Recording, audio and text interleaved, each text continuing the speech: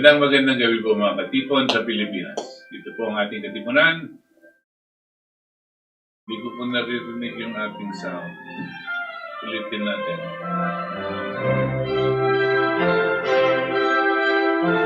Magandang gabi po mga katipon sa Pilipinas. Ito po ang ating katipunan. Muling sumasa inyo mga tagapakinig upang magbigay ng mahalagang impormasyon, magbigay liwanag, at higit sa lahat makinig sa inyong mga daing at kuro-kuro hinggil sa mga problemang patuloy na nagpapahirap sa ating kalagayan at kabuhayan. Sa susunod na oras, sisikapin po namin paliwanag ang iba-ibang bahagi ng ating ekonomiya at ang mga mabibigat pang local and international issues na may malaking epekto sa ating buhay at kinabukasan. Ito po ang inyong katipon na si Butch Valdes, kasama ang ating co-host dito na si Valdes, kasama din si Vera Chimido at saka si Roxana Cruz. No? Kami pong lahat ay tiga Save the Nation at sa Partido Politikal na Katipunan Demokratikong Pilipino. Narito po kami upang maganyaya at makibahagi sa inyong talakayan sa pagsusuri ng kasalukuyang problema at paghahanap ng kaukulang solusyon.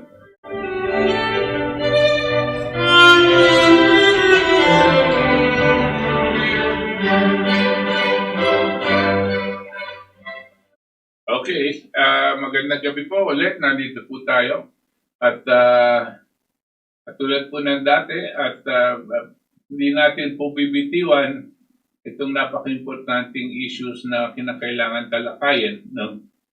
Sa akin pong palagay, siguro ito lang stasyon na ito at ang programang ito ang tuloy-tuloy na nagtatalakay dito sa importanteng nangyari sa buong mundo at dito po din sa lalong-lalo na po dito sa Estados Unidos. No? Malaki pong ngayon, by now, I am sure you realize that certain allegations of cheating that were used by Smartmatic and Dominion in the United States have an eerie similarity. Halos parehong-pareho po ang paggagawa dito sa ating bansa. Para bagang tayo ang ginagawang test case nung kanilang mga sistemang pandaraya. Ang nakakalungkot lang dito sa atin, maski na alam natin may dayaan, no? Wala pong naninindigan para ilabas ito at harapin ang mga kinaukulan tungkol dito sa dayaan na ito. No? Palaging dinidismiss at lalong-lalo na itong mga tiga ABS-CBN, yung mga CNN Philippines, yung mga yan, yung mainstream media, sila ang humuhubog ng public opinion. No? Kung saan pupunta ang ABS-CBN sa kanilang pangloloko, no? Doon din nadadala ang karamihan sa taong bayan, kanya nagkakaroon ng confusion. Ang objective po ay hindi lang itago ang katotohanan. Ang objective nitong mga mainstream media to ay gumawa ng confusion, guluhin ang pag-iisip ng taong bayan para hindi makikita. Pag magulo na, may conflict ng tao, hindi na natin makikita yung katotohanan. No? At lalong-lalo na kung meron kang mga abogado buti na sa Amerika, ibang klase yung mga ibang abogado nila. Dito napakahirap maghanap ng tunay na abogadong hindi nabibili, hindi bayaran, abogadong lumalaban na sa pamamagitan ng prinsipyo, no? At hindi porke malaking bayad sa kanila ng kanilang kliyente. No? Doon po sa Amerika, lumalabas ngayon, lalong-lalo na itong nakikilala natin sumisigat na si Sidney Powell na babae. Napaka-patriotiko po nitong taong ito. No? At alam mo na ang pinaglalaban niya ang kanilang bansa, ang kanilang saligang batas. No? At parang bagang sa tapang niya, parang itinatayanan niya ang buhay niya dito. Napakahirap po makahanap ng ganyang klaseng abogado dito sa Pilipinas. Marahil meron, pero hindi ko pa nakikilala po. At any rate, going back to the US elections, patuloy po ang pagko-collect ng mga ebidensya, di ba, Itos? No? Yeah. Pagko-collect ng ebidensya tungkol dito. Bago ka batiin mo muna ang ating mga Ayan. Good evening po sa mga tagapakinig natin from our simulcast show on DZXL and our friends at tuning in with Facebook Live dito sa Ating Katipunan. So based on what you said about Sidney Powell, sabi ni Chairman nga, last week we played a short video of what Sidney Powell, attorney Sidney Powell said would happen and what the plan was. Anong mga kaso ang pwede nilang ipata or i-file against these states that have been found to be running a fraudulent election. Maalala po natin dati pa yung mga Democrats, tapos sila Biden, sila Obama, sila Bill Clinton, nag-anunsyo na panalo na si Biden. Pagkatapos ng eleksyon, sabi nila tapos na yung boxing, tapos na yung labanan, tapos na si Biden na ang tinatawag nilang president-elect. Pero fast forward natin, at tapos tinulungan pa sila ng media. Ang buong media sa buong mundo, yung buong corporate media, yung tinatawag natin na mainstream media, they supported this, what they call, ito yung storya nila. Ito yung gusto nilang malaman ng publiko na si Biden na ang panalo. Pero, hindi pa idinideklara ng US government kung sino ang nanalo. Dahil nga, marami pong ebidensya, marami pong nakikita na medyo alanganin sa iba't ibang lugar, sa iba't ibang estado. So, this is where we are now. And according to Trump, hindi daw siya magko-concede. Kasi alam po niya, hindi lang siya nagtatanong kung ano ba talagang resulta ng eleksyon. Sabi niya, nanalo ako ng malaki. By landslide. At ninakaw nila yung eleksyon. Nandaya po sila. So ito na ngayon labanan. Hindi siya yung tipong, tignan natin yung ilang mga states, baka nanalo ako doon, hindi pa ako sigurado, kaya ayoko mag-concede. Hindi. Ang sinasabi niya, may pruweba kami na ninakaw ang eleksyon na to. At yung nasa likod niya po, yung mga tao. Kasi sabi niya, ang dinidepensahan ko, sabi ni Trump, ay ang boto niyo. Okay, wala akong pakialam sa mga politiko sa Washington, D.C. Wala akong pakialam sa mga congressmen and senator. Ang inaatupag ko ngayon, yung tunay na resulta ng eleksyon ng tao. Kaya mahal na mahal siya ng mga tao. Saka, again, papaalala ko po sa inyo, ano ba ang talagang pinaglalaban dito? No? Si Trump tsaka si Biden lang ba? Election lang ba ng tao niyan, pang politika nila? Yeah. Hindi po no? Napakabigat po ng issues dito no?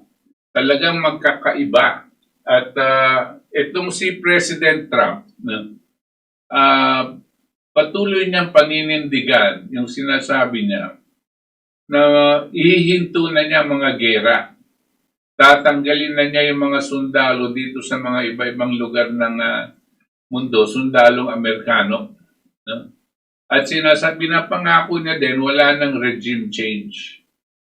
Hindi na sila mag-i-intervene sa mga iba-ibang mga gobyerno para palitan ang mga liderato at ipapalit ng mga liderato na mas kaya nilang utos-utusan. Katulad po ni Noynoy, yung mga ganyan, no? Kaya-kaya nilang utos-utusan, no? At yan po ang ginawa para makapasok lang si Noynoy Aquino. Right. At nangangako si si President Trump na hindi siya tutuloy dito. Ang gusto niya lang, palakasin ang ekonomiya ng bansang Amerika, no? Para maibalik niya ang mga trabaho, no, sa taong bayan. Kasi po, nagkaroon po ng panahon noon yung globalization, no? Hininto nila yung kanilang mga industriya at ibinigay nila sa mga ibang mga bansa, katulad po ng Pilipinas, ang paggagawa ng mga iba-ibang bagay, tsaka sa China, no? At nawalan ngayon ng trabaho ang mga mamayan ng Amerikano. At bumaba po sa kanilang sitwasyon ang kanilang industrial productive capabilities. Ang pinasukan po nilang negosyo yung lang sa stock market. Parang pinasukan nila yung gambling, no?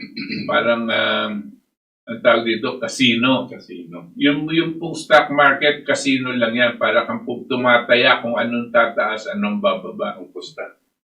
So wala pong labor generation and walang productivity. Kaya bumabagsak po, sliding down po yung ekonomiya ng bansang Amerika. Ngayon, papalitan niya yon, i-reverse niya. Ang kalaban niya dito, yung mga tiga Wall Street. Kasi tatanggalin niya yung sistemang spekulasyon, no? Bubuhayin niya ulit yung mga industriya, no? At gusto sabihin yung mga investors papasok dito sa mga industriya. Pagkakaroon ngayon ng trabaho ulit ang mga mamamayan ng Amerikano. Alam mo po yan, sana all. Yung sistemang yan ay ginawa na nila noon. No? Pero pinalitan, at nung namatay yung si Franklin Delano Roosevelt, pinalitan nila at pumasok na naman dito sa pagbabagsak. Ngayon, gusto niyang buhayin at bagamat sinasabi niya, bubuhayin ko ang bansang Amerika, kasi yun ang aking katungkulan, na buhayin ko at bigyan ko ng trabaho ang mga mamamayan. Bilang presidente. Bilang presidente. Yan din ang katungkulan ng mga iba-ibang mga leader sa kanilang bansa. Yan ang katungkulan ni President Xi sa China.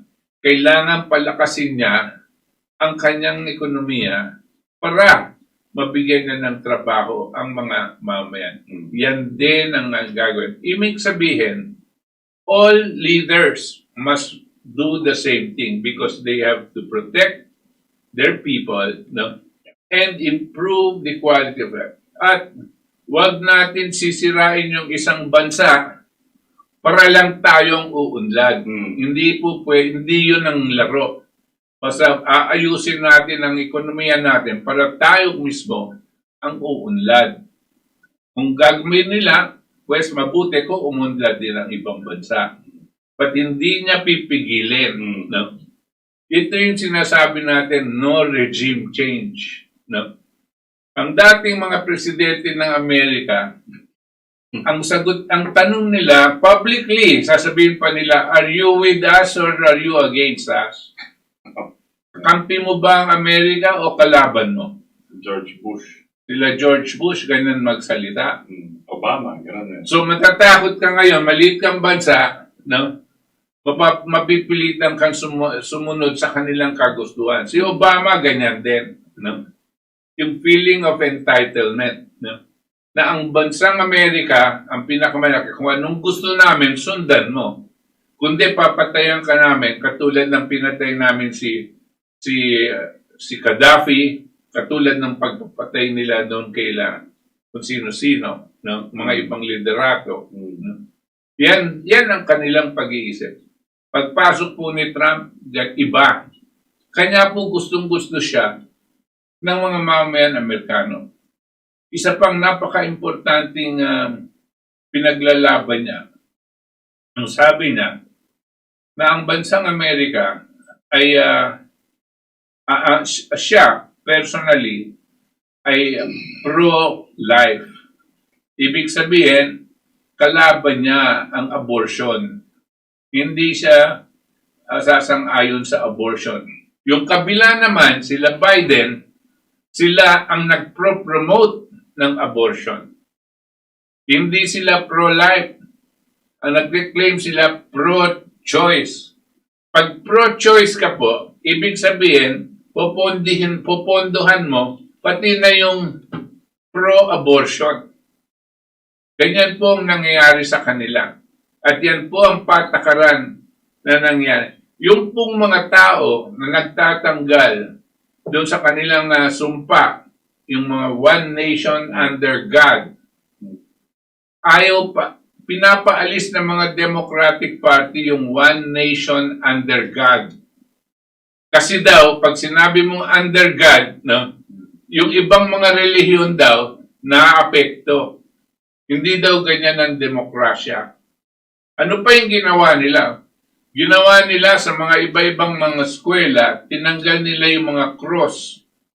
At bawal na po magdasal bago mag-umpisa ang klase, yung mga ganyan. This is happening all over the United States, pushed by the Democrats. And this is contrary to the principles of President Trump and also to the principles by which that nation was founded. No? Kasi ang umpisa sa kanilang Declaration of Independence refers to God. No? All men are created equal, endowed with inalienable rights. Di ba ba? So, kumbaga hindi aksidente yun. Hindi aksidente. Kanya, ito ang naglalaban. Kaya nakikita nyo, kung tayo dito sa Pilipinas at nag-o-observe tayo, nakikita na natin kung ano yung mas mabuti, presidente. Kasi paano ang itatrato niya sa atin? Gagawin niya ba tayong alipin? O gagawin niya tayong partner for development? No? At makikita niya po yung ano. Klarong-klaro po ang choice. Kaya kami po dito ay palagi natin pinupukpok ito. Hindi kami mga political alliance ni Trump or anything. Hindi naman kami makaboto, di ba? Pero nakikita po natin kung ano ang mahusay dito sa ating bansa. Ang nakakalungkot po, talagang nakakalungkot. Hindi pa pwedeng sabihin na nanalo si Biden dahil lang sinabi ng CNN, dahil sinabi lang nitong NBC. Kinakailangan magpro-proclaim po yung Electoral College. Kung may problema, ang magpro-proclaim diyan yung korte. Kung hindi kakayanin ng korte dahil masyadong mahaba ang proseso, ang magdi-decide yung Kongreso. Kongreso ng lahat ng Republicans tsaka Democrats. Magdi-decide sino ba ang presidente. Ganyan po ang proseso sa kanilang saligang batas. Hindi po yung wala sa saligang batas nila na pag sinabi ng CNN, siya na yung panalo. Tayo din. Hindi po yung pag sinabi ng ABS-CBN, yun na ang panalo. Napakatanga talaga natin. Sa kanila din, hindi po. Kaya ito ang linalabanan. Kakalungkot, ang ating Pangulo,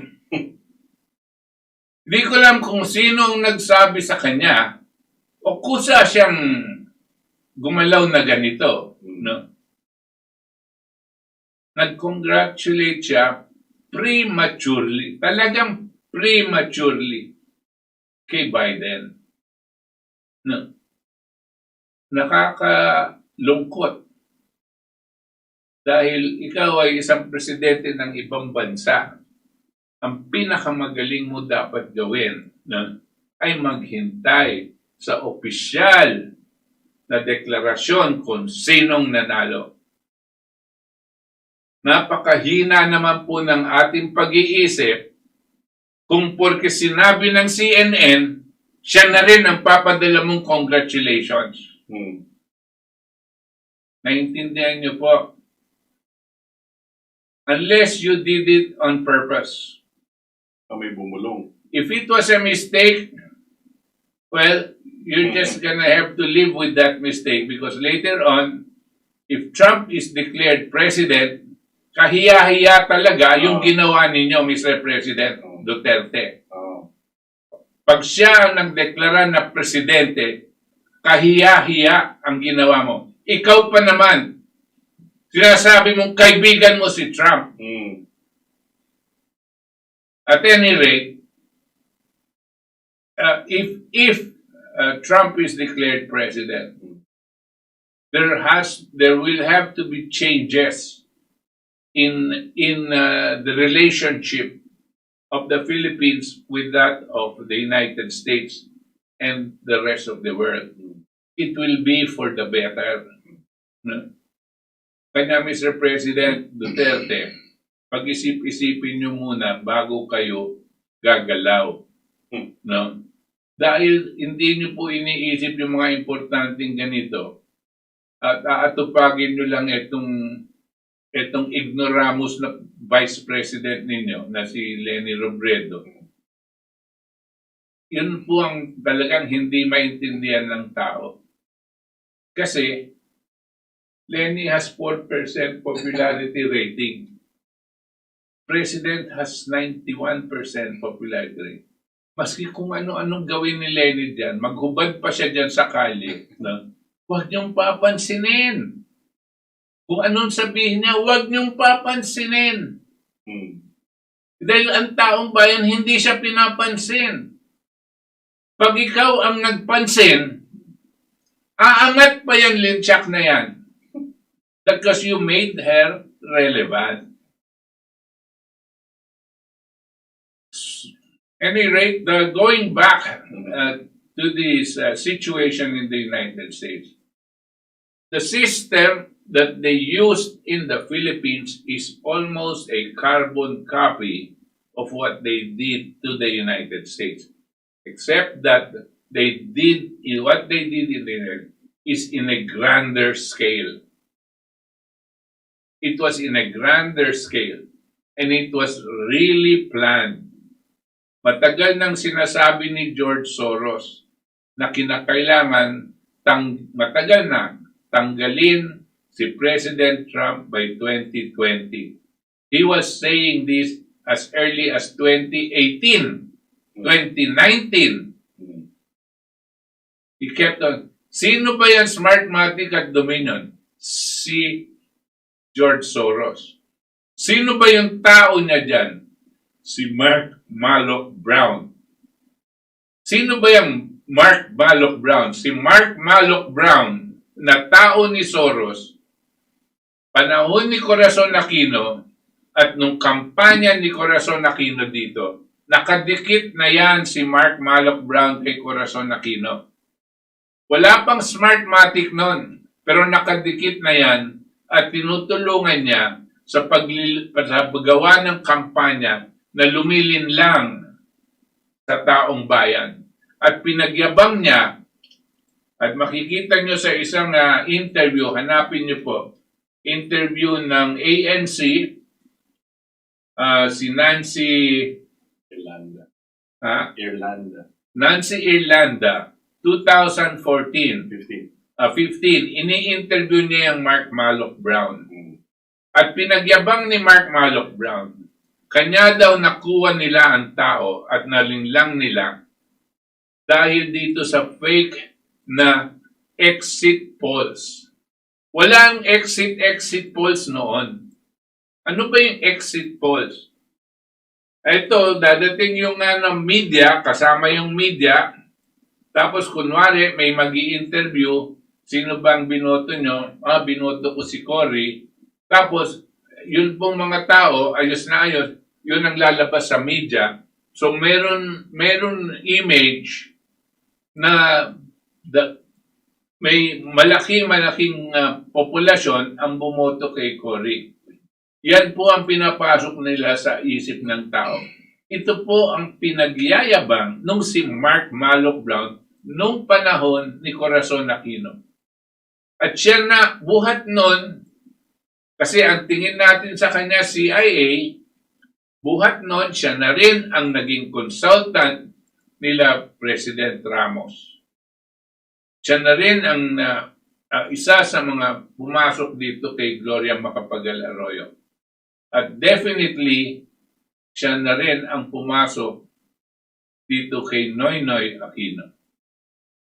At si Noynoy Aquino ang dinikitan niya para maging presidente. Anong ginamit ni Noynoy Aquino? Smartmatic. Noong 2015, pinagyabang niya na nagawa niya yon at kung ano man ang nangyari. So, pagdating ng 2016, nung election, palagay ko, dahil Smartmatic pa rin yan, hindi pwedeng hindi sila nag-usap ni President Duterte. Tingnan nyo na po, sa akin po, bakit kung ang Smartmatic ang nakakatakot, palagay nyo po ba hindi itong masamang taong si Mark Malloch Brown, hindi niya gagapangin si President Duterte hinggil dito? Marahil, nanalo talaga si Duterte sa kanyang sariling kakayanan at walang tulong na binigay ang Smartmatic. Pero hindi, palagay ko, kung si Mark Malloch Brown kayo, hindi yon ang ipapahayag nyo kay Duterte. Papakita nyo kay Duterte na kasama ka dyan sa pagpapanalo niya. Dahil ikaw ang Smartmatic. At kung mapanibalaan mo siya, malaking bagay sa dahil darating na eleksyon, hahawakin pa rin niya. Marahil, dahil dito sa malapit sila kay Duterte o kakilala niya si Duterte, siya na mismo siguro ang nagkausap at nakiusap kay Presidente Duterte na pakawalan si Andy Bautista at palabasin sa Amerika. Hanggang ngayon nagtataka ang tao. Bakit pinakawalan si Andy Bautista na kapural dito sa Comelec sa Dayaan? Halos aminin na ni Bautista noon na nandaya sila. Yan ang dapat nating itanong sa ating Pangulo. Nung Pangulo na si President Duterte at pumunta siya sa Japan, natatandaan ko, isa sa mga OFW na matapang, tinanong, Mr. President, meron ba kayong gagawin tungkol sa Smartmatic? Sabi niya pa nga dun sa babae, inunahan mo lang ako. Maganda kayo, may gagawin tayo dyan sa Smartmatic. So pagkatapos nun, anong nangyari? Pagdating ng 2019, Smartmatic pa rin. At kung hindi tayo aangal ngayon, maski na umaangal na yung buong mundo sa Smartmatic, kung wala tayong say, hindi tayo magsasalita, pagdating ng 2022, Smartmatic pa rin ang magpapatakbo.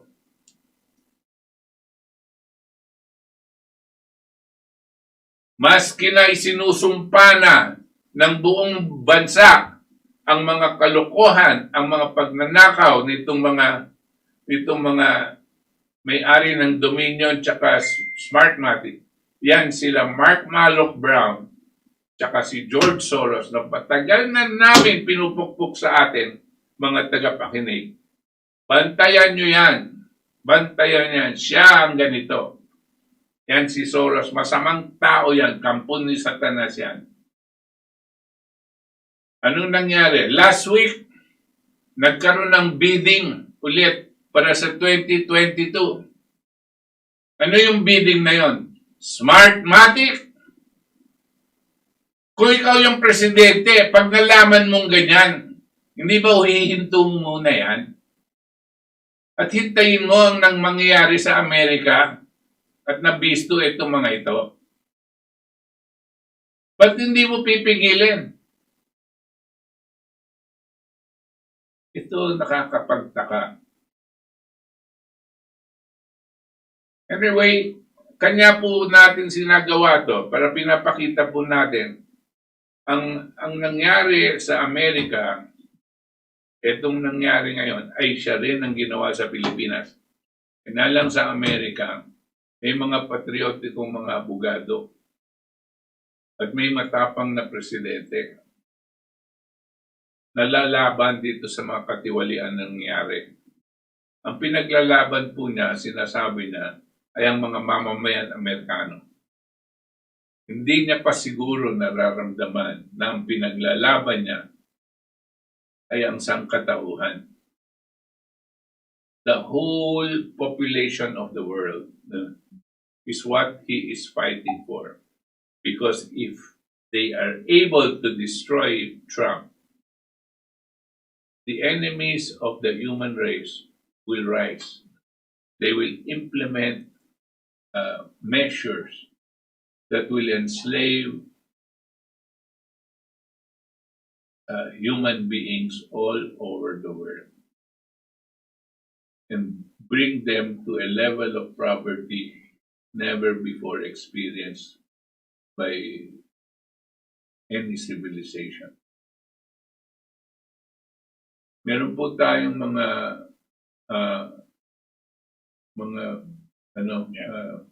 You wanna play? Maglabas kami ng isang video. Ano tong video ito? This is, I think, Kayleigh McEnany. Diba? Okay. Si Kayleigh McEnany. Siya po ang spokesman ng White House ng presidente. Napakagaling po, babae siya. Tingnan natin kung ano yung kanyang sasabihin. White House Press Secretary Kayleigh McEnany defends President Trump's efforts to ensure every legal vote is counted. During a press briefing today, McEnany continued to back the president's assertions there was widespread voter fraud in swing states.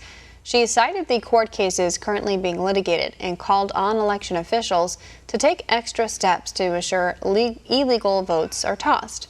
Our White House correspondent Chanel Rion asked McEnany if the FBI is looking into the voter fraud claims, and the press secretary explained that President Trump was never given an orderly transition into his administration. Chanel. Thank you, Kayleigh. Contrary to the court of media opinion, there is real-time data showing vast irregularities in the voting system that we have watched over the last few weeks. I asked this question of the campaign, and I ask this of you now, the White House. Where is our FBI in this entire scheme? Are they looking at any of the evidence that this White House or the campaign have presented in terms of real-time data evidence of voter irregularity? Where is the FBI? Yeah, I would refer you to the FBI on that, to the DOJ on that. There's Spoken with the FBI in the last 3 weeks. not that I'm aware of, but look, I would say that there are real questions on mass mail-out voting. We have put those questions forward, and we've said this for the better part of a year. There was a bipartisan commission that talked about and identified the real potential for fraud with mass mail-in voting. Also, something that I would note is just we talked a lot about transfer of power in the election, and it's worth remembering that this president was never given an orderly transition of power. His presidency was never accepted. In fact, before his election, we know Crossfire Hurricane was launched by Peter Strzok to pursue a baseless allegations about the president's ties with Russia. That's before he was president, trying to subvert the will of the American people. We know in August, Peter Strzok wrote a text message about an insurance policy against a Trump presidency, once again trying to silence the voice of the American people. In 2016, we know in October that there was a FISA warrant taken out to spy on the Trump campaign. And then the American people spoke, and they spoke commandingly in electing President Trump despite all of the odds. And what happened after he was elected? You had 70 lawmakers say we're not coming to his inauguration, Democratic lawmakers. You had Elizabeth Warren saying we're going to attempt to obstruct the Trump transition by urging the Government Accountability Office to investigate the incoming Trump transition. In January of that year, you had President Obama have a by-the-book meeting where they talked about the Logan Act, using that act to go after Lieutenant General Michael Flynn. Just before the inauguration. Want to see more videos like this? Yan po si McEnany. What's the first name? Kayleigh McEnany. Just for the others, I will do a slight small recap of what she was saying and what she was asked. Marami siyang sinagot, pero ang mas specific question na itinanong ng isang reporter, ano bang ginagawa ng Department of Justice at ang FBI tungkol dito sa mga napakaraming mga aligasyon ng dayaan?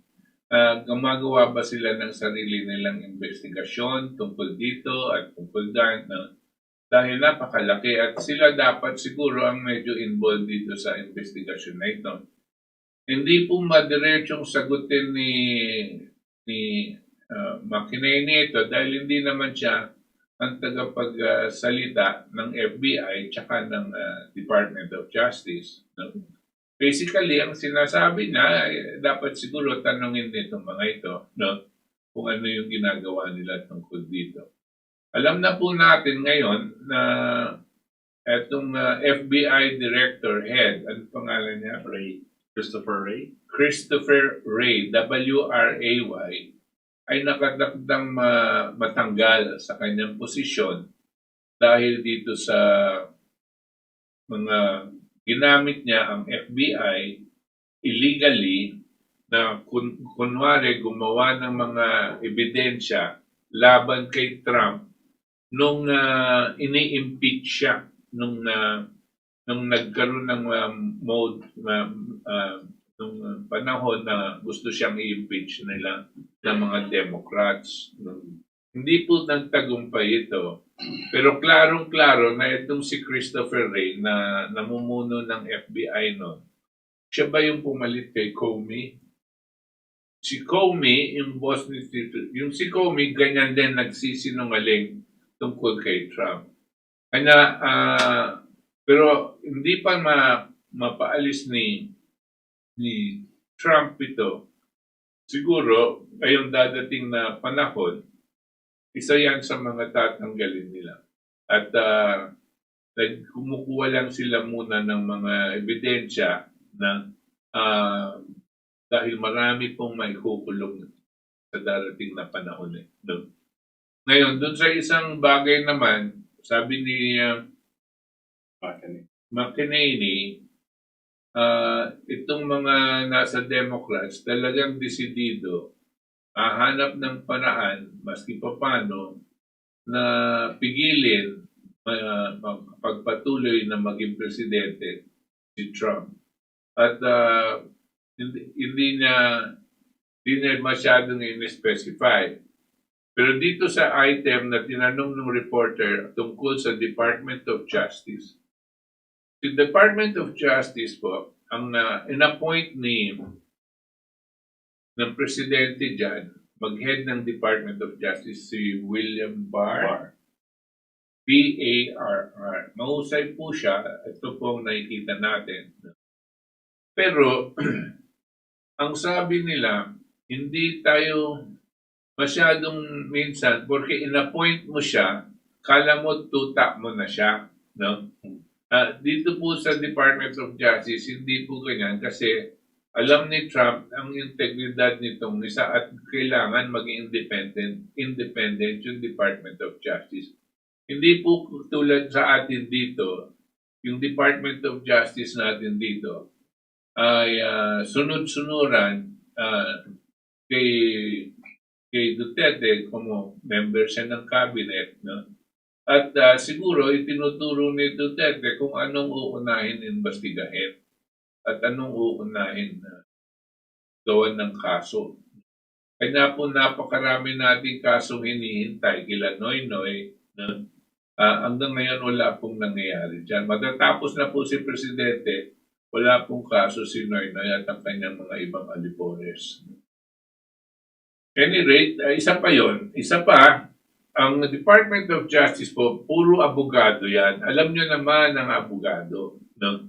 Hindi, may kanya-kanyang laro yung mga yan. Maski yung abogado dito, alam nyo, may mga kanya-kanyang mga laro. Doon din naman sa Amerika, ganyan. Hindi mo pwedeng hindi ka nakakasiguro na yung inutos mo dito sa mga abogado mo sa Department of Justice, siya rin ang mangyayari at susundan nila pagdating sa mga investigasyon nitong mga bagay na ito. Sabagay, dito din naman siguro nangyayari yan kasi ang balita natin, yung mga dilawan, no? Ang mga tao dito sa Department of Justice, no? Hindi naman in-overhaul yan eh, no? Lahat sila na-appoint lang eh. Ang dami po dito sa Department of Justice na mga tauhan pa rin nila Noynoy Aquino at nila Laila de Lima at kung sino pa. At hindi sila natanggal. No? Nandiyan pa rin po sila. Kanya hindi po siguro makagalaw itong si Guevara. Dahil lemya din naman si Guevara, wala siyang leadership. Basta ang pinagdadasal niya lang, huwag siyang matanggal kasi kunwari gagawin niya yung trabaho niya. No? Yung po yung sitwasyon na nangyayari. So balik tayo po sa bansang Amerika. Ito ang flavor of what is going on. Pinaghihintayan po natin ang December 14. Yun po yung deadline na yung Electoral College, di ba? Yeah. Kinakailangan magde-decide kung magproproklama ba siya o hindi. Okay. Ito naman mga limpak-limpak na ebidensya na lumalabas. No? Siyempre, idadali nito sa korte at meron pong mga issues dyan, napaka-importante, na pipigil dito sa mga electoral college na magkaroon ng isang desisyon. No? Dahil hindi pa tapos yung mga kasong to. So malamang, ang sinasabi nila, bagamat December 14, ang deadline na magkaroon ng desisyon itong Electoral College Amerika kung sino ang nanalo, hindi sila makakapag-desisyon dahil nga meron pang kaso. Alam nyo naman po ang proseso sa kaso, pag let's say, pag sabihin ng korte, ay walang walang hindi totoo yung ebidensyang yan, kunwari, meron pong appeal, tinatawag, o memorandum of reconsideration. No? Proseso po yun at karapatan po ng na desisyonan na ganyan na magbigay ng appeal. At pagkatapos nun, kung hindi talaga ibibigay, yung mga nag-aakusa, yung petitioner, can go all the way to the Supreme Court para desisyonan ng Supreme Court yung kanilang paratang tungkol sa malawakang dayaan. At marami pong ebidensya yan at yung pong paggamit ng Dominion at Smartmatic ay lantaran. Although ang nakafocus lang sa Dominion at Smartmatic sa pag-imbestiga ay yun lang tinatawag na swing states, di ba? O tatlo lang. Yeah, actually, it's big. All. Yun ang iniimbestiga. Yung Dominion and Smartmatic ay nakikita nila sa ebidensya. Malawakan, not just the swing states. Pero yung focus ng kaso ni Trump, the lawyers are focusing on 4 states, Michigan, Pennsylvania, Nevada, and Arizona. But as they investigate more, yung Dominion Smartmatic, yung lawak nila, yung mga galamay nila, nakikita nila buo. Buong bansa. Buong bansa. So, kung 4 states, remember, 52 states yan, hindi ba? Kung 4 states ang nakafocus ang litigation, yung kaso, no? At ang itong ginawa ng Smartmatic dito sa 4 na states, hindi po imposible na ang Smartmatic ginawa rin sa lahat ng mga states. Yun ang, at malamang ginawa nila at napakalaki po ng nakawan ng balota dito. Kasi computerized yan. Linilipat yung dagdag bawas na computerized. No? Libo-libo, 100,000 ng mga botong lumilipat dito. Doon lang sa 4 states, ang sabi ng abogado ni Trump, pwede po daw umabot ng 10 milyon ang mga botong nilipat buwat kay Trump papunta kay Biden. No? Halos 10 milyon daw. Yun lang 4 na states na yun. Pwedeng mas malaki pa doon. Yung pang ibang mga states na kung saan nangyari ito, no? Malamang nadadagdagan. Kaya po napakalaki siguro ang pagka-landslide ni President Trump, no? Dito. Di ba? Basta po, kaya maintindihan natin, no? Pag sinabi nilang mga abogado na nakikita nila na ebidensya, na napakalawak na dayaan.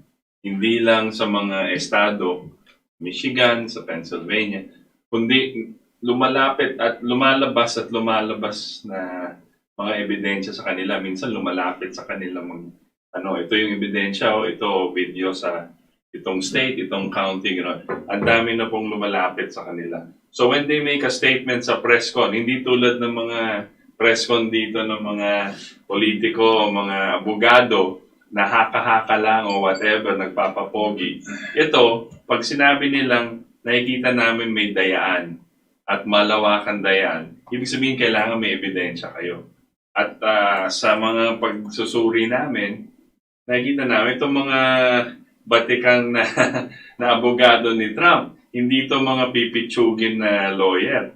Hindi sila maglalabas ng statement na wala silang ebidensya.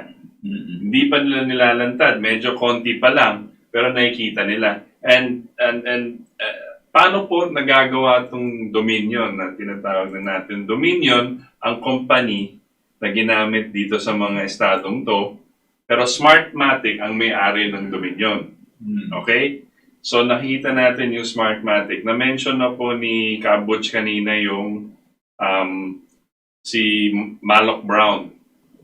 Yung ating Malloch Brown na sinasabi nilang tao ni George Soros. Actually, itong si Malloch Brown, pag nakita nyo yung profile po nito, napakalawak ng kanyang hawak. Hindi lang siya isang businessman na nagtitinda ng election software sa iba't ibang mga mundo. Just some of his positions. He is part of the Privy Council of the Queen. Queen of England po, British Royal. Privy Council, yan yung pinaka-closest advisors ng British Royal Establishment, yung family. He is former number 2 in the United Nations, as well as having served the British Cabinet and Foreign Office, and now he's chairman of Smartmatic. He is on the board of many investment companies sa mundo. He is the vice chairman of George Soros Investment Fund, as well as his Open Society Institute. Yung Open Society po niya, nagtutulak ng droga. Yan ang George Soros. And he is a vice president at the World Bank. So this Malloch Brown is hindi siya Simple. malawak ang kanyang hawak, malawak ang kanyang impluwensya, tsaka yung mga galamay nila sa lahat. So, he is a globalist po to, parang si Soros nga. Yan ang gusto nilang mangyari. And these are the guys trying to manipulate the elections. Yung Smartmatic po, hindi lang sa Pilipinas nag-ooperate. Sa iba't ibang mga bansa. dahil computerized voting na po, kayang-kaya nila magdagdag bawas, naging eksperto na sila dito sa dagdag bawas. So, we have the situation where nakikita po ng mga Trump attorneys, yung mga attorney ni Trump, hindi lang sa eleksyon na to. Ito yung pinakamalaki at nahuli sila. At hinuli talaga sila. Pero hindi ibig sabihin, dahil dati pa nagko-computerized voting yung US eh. Dominion has been there for a while. So now, even sabi ng isang nagparamdam siya, nagpadaplis siya ng salita na pati yung mga ibang election dati, marahil may milagrong nangyayari. Oo, marami na daw. So, dati pa, all the way back to Obama pa. Okay? So, yun ang inuungkat nila ngayon. Anong significance ulit dito sa Pilipinas? Bakit natin pinapakialaman itong laban? Ang Smartmatic po, siya nagde-decide ng election natin eh. Okay? So, kung nagtagumpay si Trump, at tingin ko po, magtatagumpay yan si Trump. Magtagumpay in a sense na uungkatin lahat ng baho nitong Dominion and Smartmatic. Tapos, siguro, sana, ipepreso na si George Soros at yung mga kanyang mga alipores sa mundo. Correct? So if that's successful, and us being supportive of that as a nation, as patriots of the Filipinos, as patriots of this country, volume yung cellphone ni Chairman. So, if we are successful, if Trump is successful, in effect, we are also going to be successful. Because pag natanggal po yung Smartmatic, di ba magandang usapan yun? Di ba? Pag natanggal yung influensya, yung foreign influence ng Smartmatic dito sa atin, maganda. So I think we also have another video na lead into that. Ito kay Harley Schlanger. This is about unmasking those who would steal the election. You got it, Rox?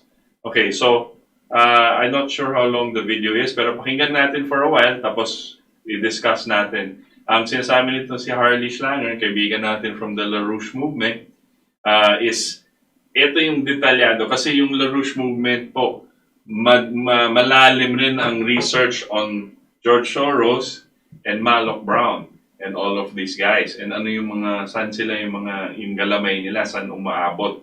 So it's useful para makita natin kung sino talaga yung mga hayop na ito. Okay. Good morning, I'm Harley Schlanger from LaRouche PAC with your daily update for today, November 17th, 2020. We're going to continue with our unmasking of the election thieves. As you know, yesterday we had a coverage of a group tied to something called Smartmatic, which was identified by Sidney Powell, the president's lead attorney now, or one of his lead attorneys on the vote fraud case, as a company that was involved in providing software systems that were used in some of the places where there are major irregularities that are being investigated. Now, in the discussion yesterday, we identified two leading anti-Trumpers who are top officials of Smartmatic. One is the president, Peter Neffinger, a retired admiral, who is a member of the Atlantic Council, which is a rabidly anti-Trump transatlantic organization, and also now a member of the Biden transition team. Interesting, huh? The guy who runs the election counting software is now on part of the transition team. And secondly, even more significant, the chairman of Smartmatic is Sir Mark Malloch Brown, or Lord Mark Malloch Brown. Brown is an example of what you get when you cross the City of London with the modern-day British East India Company with international special relationship operatives. He's a member of the board of Soros's Open Society Foundation, which is funding regime change coups all over the world, including in the United States. He's part of the Global Agenda Council of the World Economic Forum, the Davos Group. He's also a Minister of State in the British Foreign Office. And according to Samantha Power, he is the liaison between the British government and Barack Obama when Obama was a candidate for president. Now, the question is, what happens when you have such partisan officials who are part of the team that's supposed to ensure a fair and honest account? And I want to read you something that Lord Malloch Brown retweeted. It was tweeted by a partner of his from Soros's Open Society named Patrick Gaspard.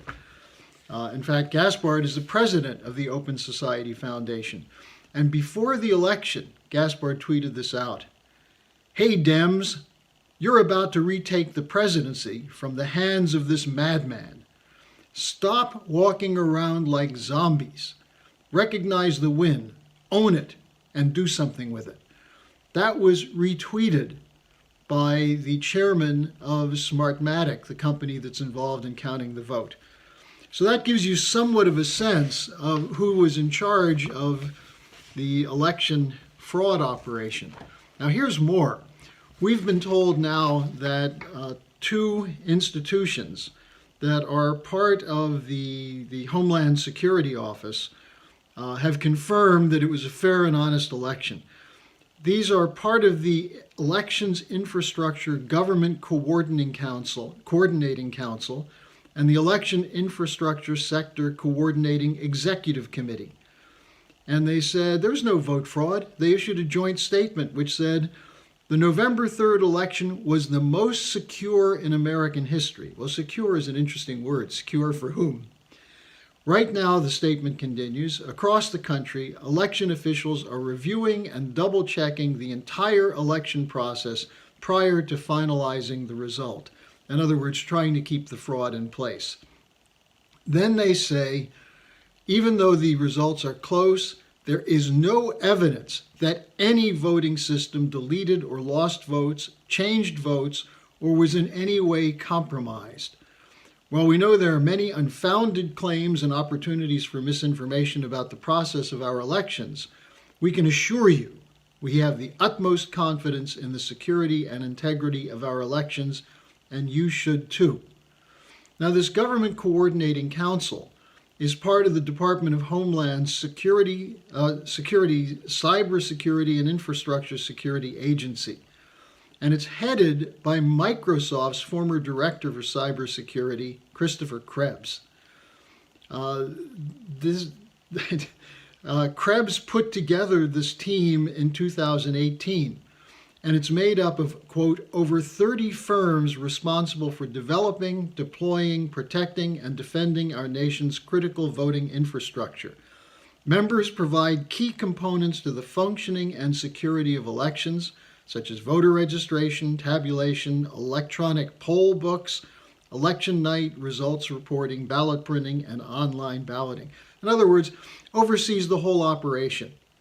Now, what's interesting is if you read an article from November 3rd, 2018, about this grouping that was put together by Krebs, the headline of the article is, "Private Equity Controls the Gatekeepers of American Democracy."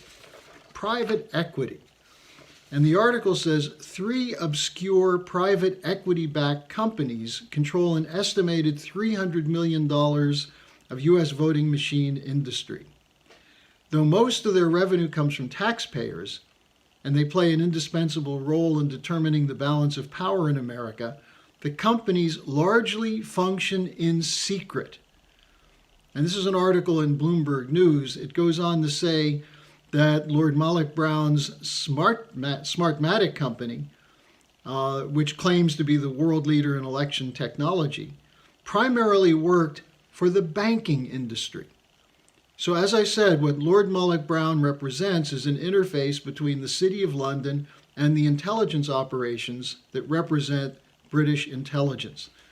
Now, what Sidney Powell has said is expect more to come on the technical side of the fraud. This is most likely where most of the fraud took place. Sure, there were dead people who voted. There were ballots that were desecrated, ballots that were added in as typical ballot stuffing by urban political democratic machines. But the huge volume, the 130,000 vote dump in Michigan, the 110,000, 120,000 vote dump in Wisconsin, these kinds of abrupt changes, which took place within seconds after a pause in the counting, this points to the use of cyber methods. And that's what Sidney Powell is concentrating on. Now, that's when you look at this question of who cited saying there's no fraud.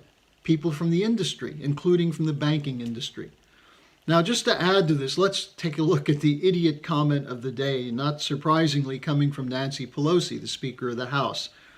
She was asked to comment on why did the Democrats lose so many seats in the House when they won the presidency. And Pelosi said, well, the fact is that Donald Trump, to his credit, turned out a big vote. What? He turned out a big vote, but they didn't vote for him? You know, this is just part of the incongruity and incommensurable quality of what we've seen in the so-called Biden landslide. Now, I want to give a quick update on the changes at the Department of Defense, because this is an important part of what we're seeing in terms of the shifts that Trump intends to make in his second term, which has the shadow government completely hysterical. One of the issues is the ending of these endless wars, which Trump has now taken into his own hands. He fired Defense Secretary Mark Esper, brought in his own team headed by Christopher Miller, Douglas McGregor, who's a longtime opponent of these endless wars, and a team of secondary officials under Miller who are part of the fight to expose Russiagate and so on.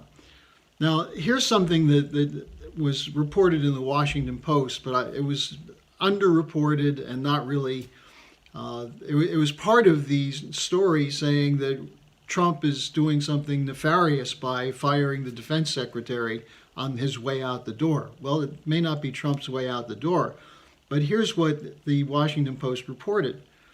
Esper was fired on November 9th. A few days before his firing, he sent out a memo on Afghanistan, warning against additional cuts in U.S. troops there.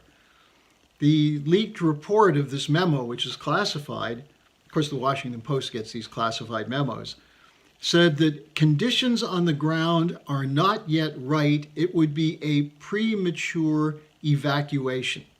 Premature? After 20 years? After reports from the Pentagon which say that we're not making any headway at all? We're going to stay another 20 years?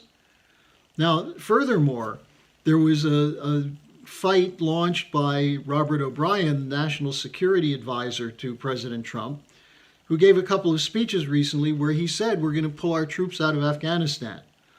And when General Milley, the chairman of the Joint Chiefs of Staff, was asked to comment on that, he dismissed O'Brien's comments as on further cutbacks as speculation. Now, O'Brien fired back at Milley. He said, when I'm speaking for the president. Now, what this shows is that Trump is moving against those people who were part of an entrenched military resistance to his attempt to end the wars. Miller sent out a memo, the new acting defense secretary, sent out a memo to top people at the Defense Department in which he said, we are not a people of perpetual war. It's the antithesis of everything for which we stand and for which our ancestors fought. All wars must end. Now, this is the issue that Trump ran on in 2016 that was probably the most compelling argument against the war hawk Hillary Clinton. What we know from the people Biden is putting together for his cabinet is it's a war cabinet, not just to continue existing wars, but to press for war against Russia and China, to support the NATO desire to put troops on the Russian border and to extend NATO into the so-called Indo-Pacific region to contain China. So this is something that we have to keep our eye on very closely because Trump moved in this way as part of his effort to have a second term in which he would end these wars and recommit the United States to spending money for reindustrializing, for infrastructure, for education, healthcare, and so on. So we'll continue the updates on the election fraud and who are the thieves who are carrying it out. And I'll see you tomorrow. Yan po, si Harlius Langer, no? Siya po ay mga kasamahan natin sa LaRouche organization. And ito pong kanyang pagpapalabas ng mga iba-ibang mga detalye narinig niyo na po sa atin din yan at pero binibigyan niya pa ng at ang pinapakita lang po namin dito ang sinasabi po natin dito sa ating programa ay hindi haka-haka, no? Nanggagaling po ito sa tunay na intelligence information, no? And research na ginagawa po ng ating mga associates all over the world. And we are the organization of the KDP and the Philippine LaRouche Society and the Save the Nation movement. Also, when we talk about certain things, it is based on research and an understanding of what is going on outside the Philippines and how it impacts here on in our country and our people. Yeah. Diba? Sige. Okay. I wanted to summarize lang. Ang po sinasabi ni Harley, syempre may mga detalye, and you can also listen to his further reports. This was a report 2-3 days ago. Pero may mga developments pa. May detalye po kung sino-sino yung mga lokong gumawa nitong dayaan yung sa eleksyon. Ang sinasabi niya po, itong si Malloch Brown ay hindi lang siya yun ang sinabi natin kanina, hindi lang siya nag-aano ng eleksyon. Pero kasama siya sa Foreign Office ng British. Okay? British Foreign Office. Kasama siya sa United Nations. Kasama siya sa George Soros, Open Society. Kaya nga sinasabi niya po, intersection. What he represents, si Malloch Brown, is an intersection of political and business interest dito sa ginagawa. So, kasama po siya sa itong mga globalists na tinatawag. And they're using this system, this system and this Smartmatic system, which is also involved in investment banking, finance, and everything. So, hindi lang po eleksyon. Pero nakokontrol po nila, ang dami nilang galamay. So, medyo malalim po ang kailangan natin. Kumbaga sa draining the swamp, ito yung isang monster dyan sa, ito yung mga malaking ahas dyan sa swamp na kailangan natin patayin. But the other thing also, yung isang board of directors or vice president ng Smartmatic is part of the Biden transition team. Di ba kalokohan yan? Yung mga gumagawa ng dayaan sa eleksyon, galagay mo dun sa transition team. kasama siya kay Biden. Kasama kay Biden. Di ba kagaguhan yan? Di ba? Napaka-obvious naman. So, yun ang nangyayari. Yun ang mga detalye na lumalabas ngayon. Okay? So patuloy ang litigation, patuloy ang Isa pa, he mentioned, and siguro si Chairman can give us a brief also about it. He mentioned it just like the British East India Company and in relation to the England's government at the time. You want to give a sense to our viewers. Ano ba yung British East India Company? Sino ba tong mga to? At ano yung relationship nila with Britain? Well, yung pong British East India Company ay na-organize yan siguro in the 1600s. No? At in-organize po yan ng Great Britain. No? Parang yan ang pinaka-unang-una siguro tatawagin natin multinational corporation. No? Ang ginagawa po ng mga British Indian, nagsiset up po ng mga opisina sa iba-ibang lugar ng mundo. No? Tapos gagawa ng paraan para ma-control nila yung mga raw materials ng iba-ibang bansa. Katulad sa Amerika, kasama na doon yung Amerika, pero yung sa India, no, yung kanilang produce, agricultural produce, hawakan po nila dito yung tsaa, ganyan. Tapos kukuha din sila sa China. Dati kasi ang lakas nilang gumamit ng tsaa, no? Tea, sa tea. No? Sa Amerika naman, cotton. Tapos pumupunta po yan lahat sa ano. Ngayon, dahil dito at magtatayo sila sa iba-ibang mga bansa, sinusuportahan sila ng kanilang gobyerno na malagyan sila ng army, ng military component. So yung multinational magse-set up, let's say sa India, meron niyang kasamang militar, no? Ilang batalyon na militar o kung ano man. No? Private company to. Private company to. Pero, kaya dahil itong mga militar, hindi lang ginagamit pang depensa. No? Ginagamit din yan pag meron silang gustong maako na operation. No? Ganyan po ang kanilang sistema. Ngayon, dahil sa China noon, so kumukuha sila ng maraming tea, no? At pinapadala sa Europa, sa England. Ang sinabi ng England ng isang beses ay sobra yata ang ini-import namin galing sa inyo. Kinakailangan bumili din kayo ng aming produkto, no?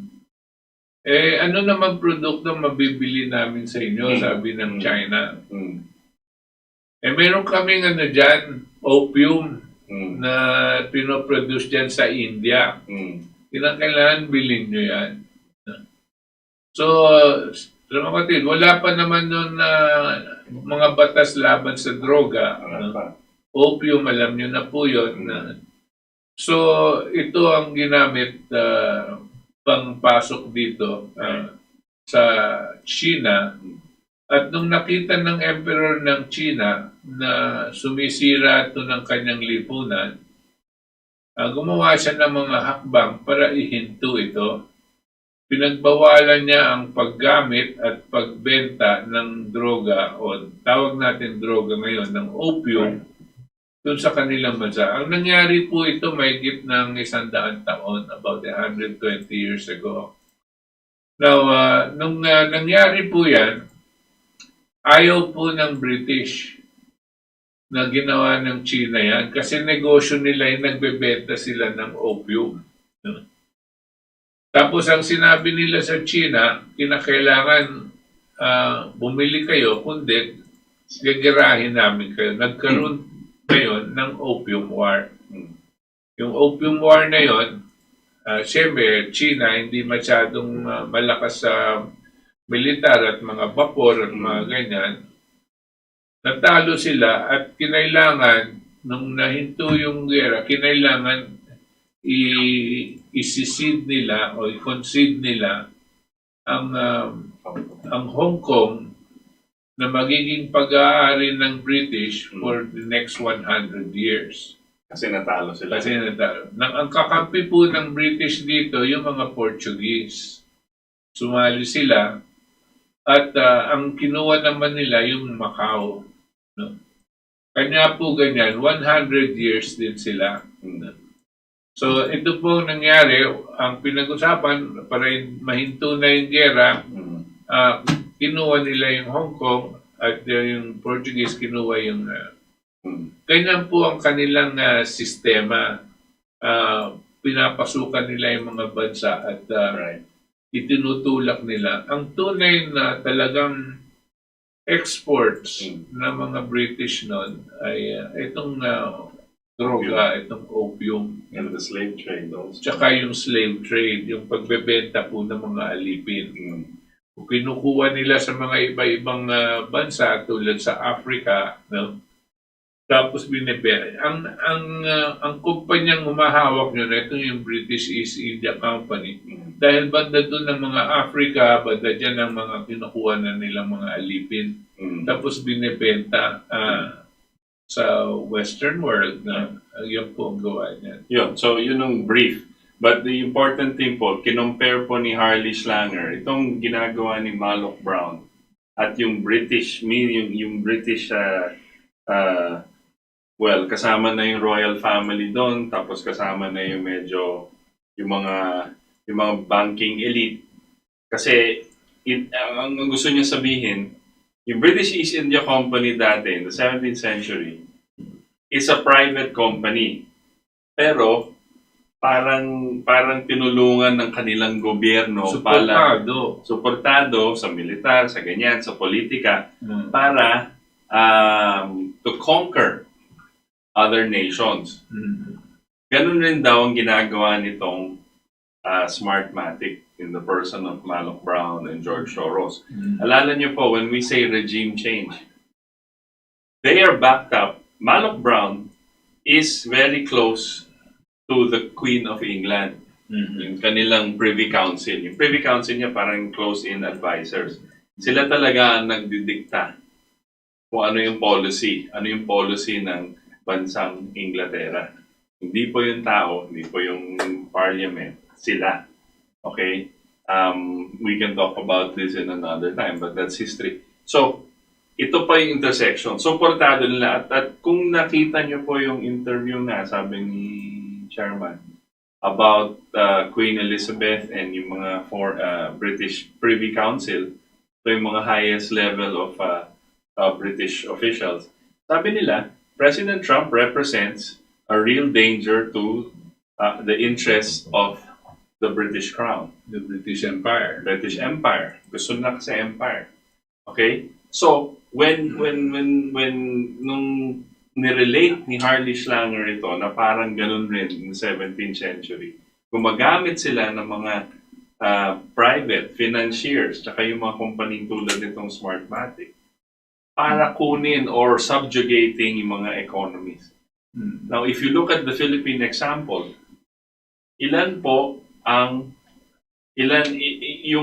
kung Smartmatic ang nagdidikta kung sino magiging presidente, sino magiging mga senador natin, sino magiging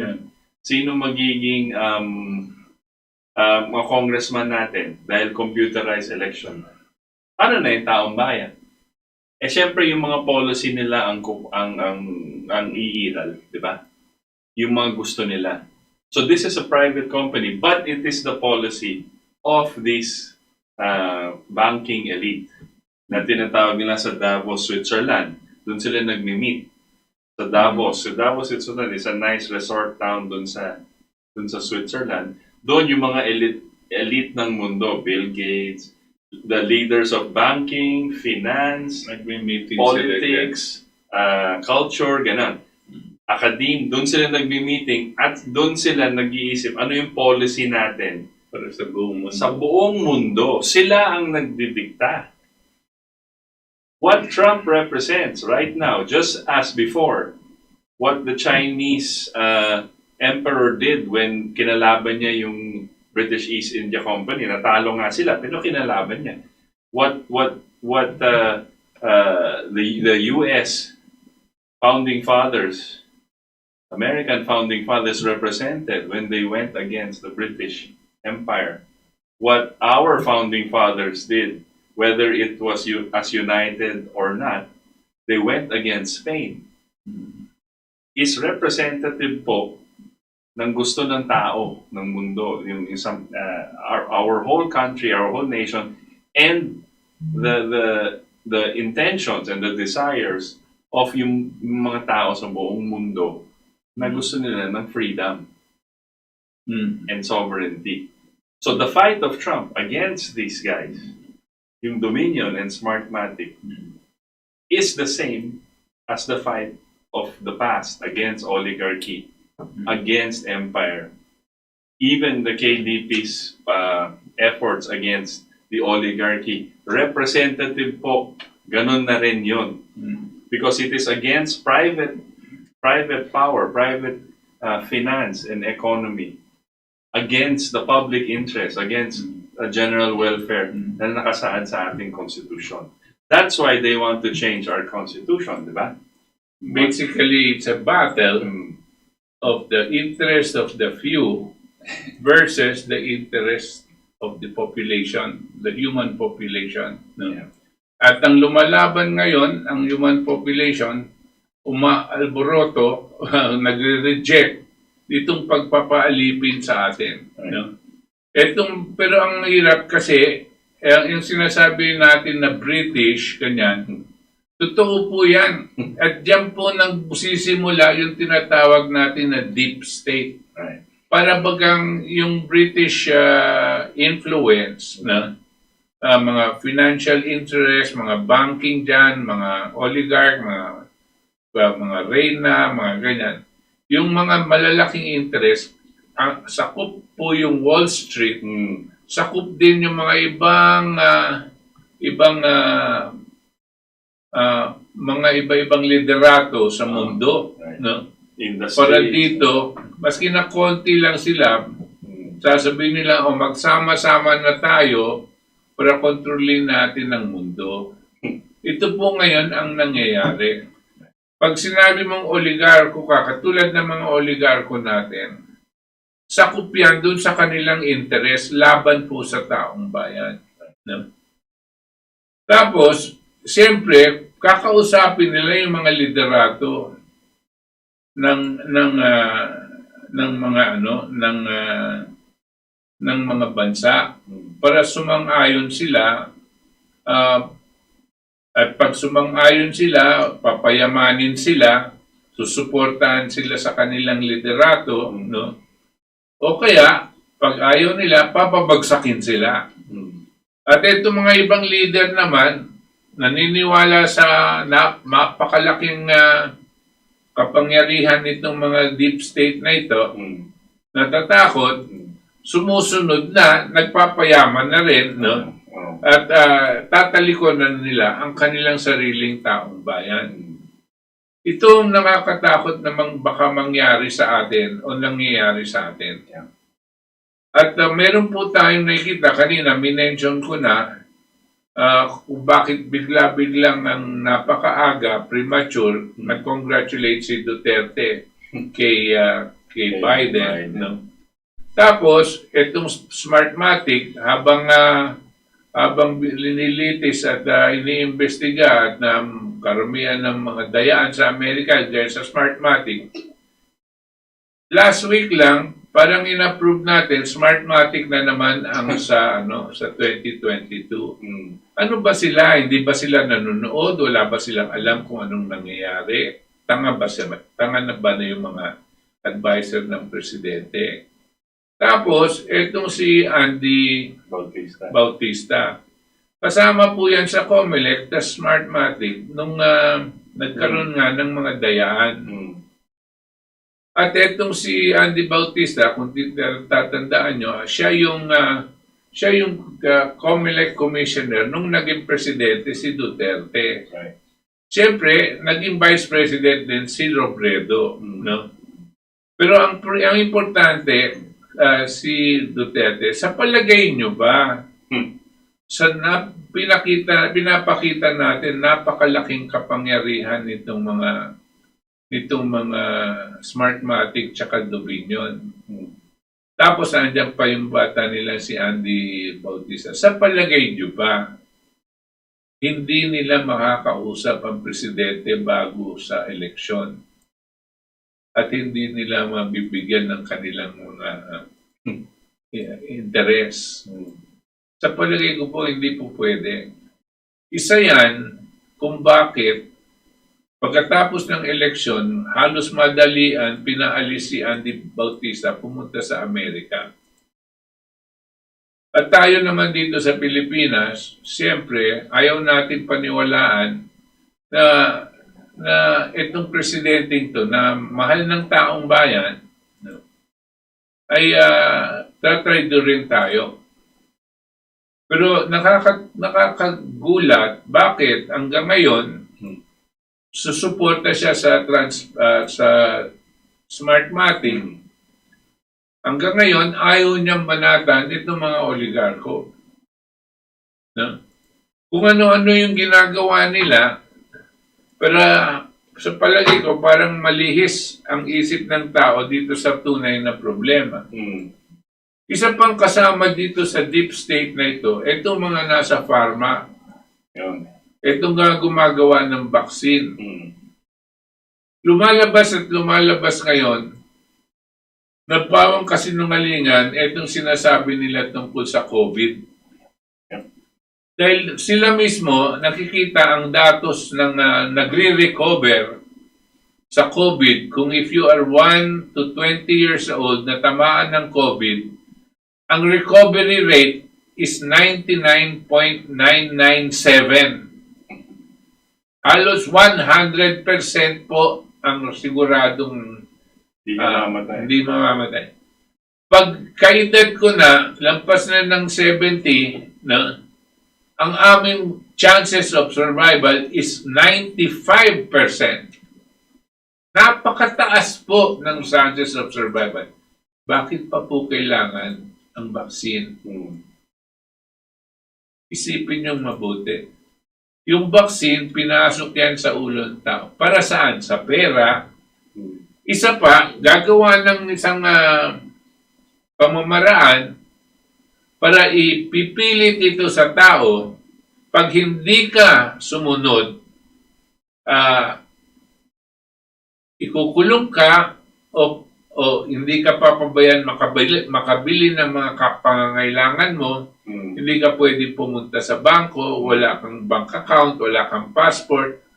Pwede nilang gawin yun para pilitin na magpabakuna ka.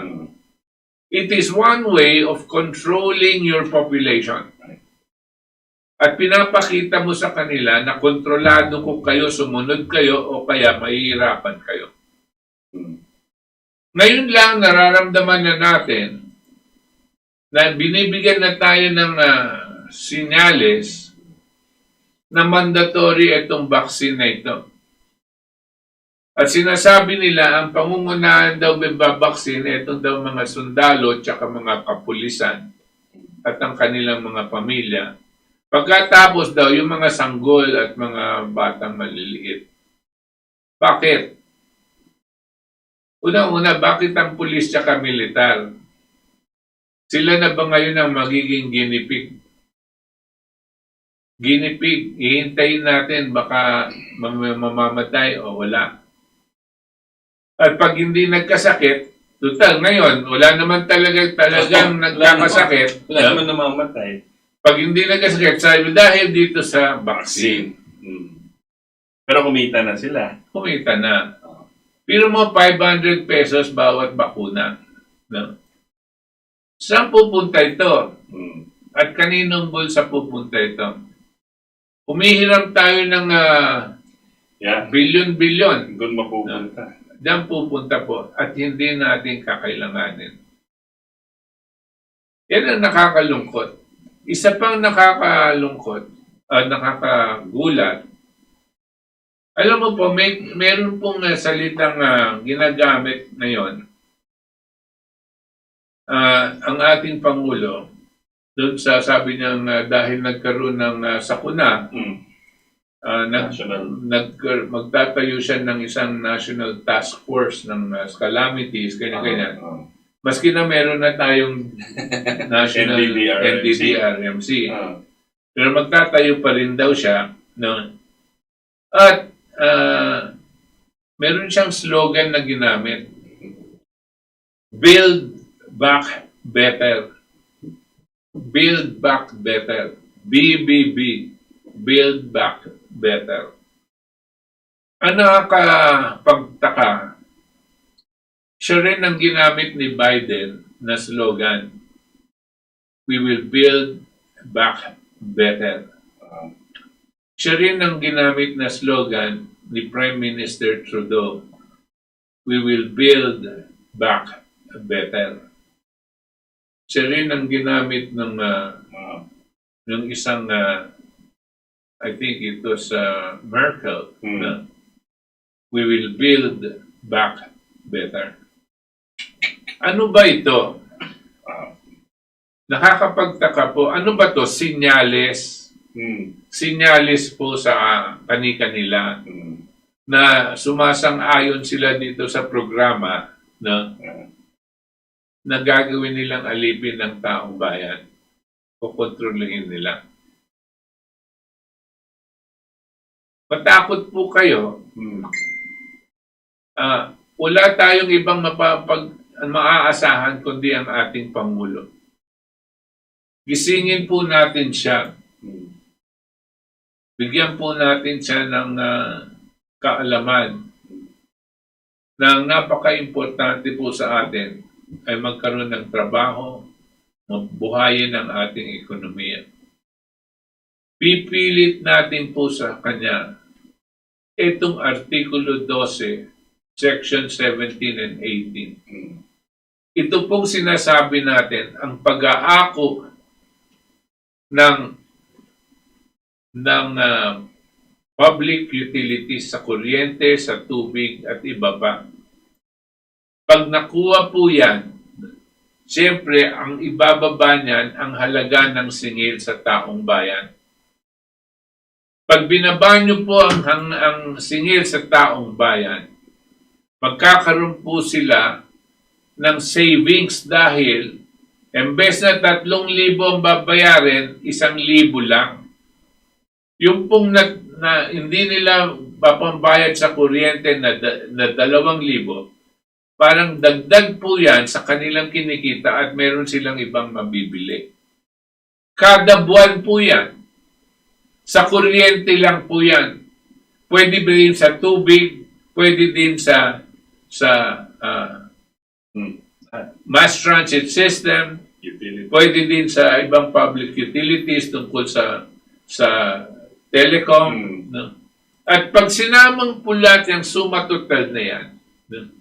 Ang laking tulong na ibinibigay natin sa taong bayan na hindi natin hihiramin yung pera para matulungan sila. Katulad ng ginagawa ng kanyang mga economic managers. Hinihiram po yan. Napakataas po ng interest yan dahil emergency loan. Tayo rin ang magbabayad. Pero ito pong sinasabi natin, hindi mo na kailangan humiram. Aabot po ng 2 trilyon kada taon ang maipapasok natin sa ekonomiya.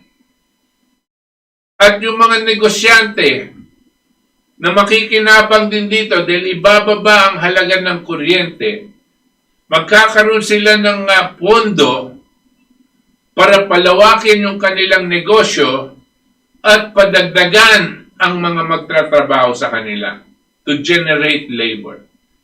This is where the people actually are become the engines of growth. This is the vaccine that we need for an economic recovery. We will start off with that, and you will see how our country is going to go from wherever it is to a level of development that will equal or even be better than that of China in 1 generation. It is common sense, but it takes a lot of political will.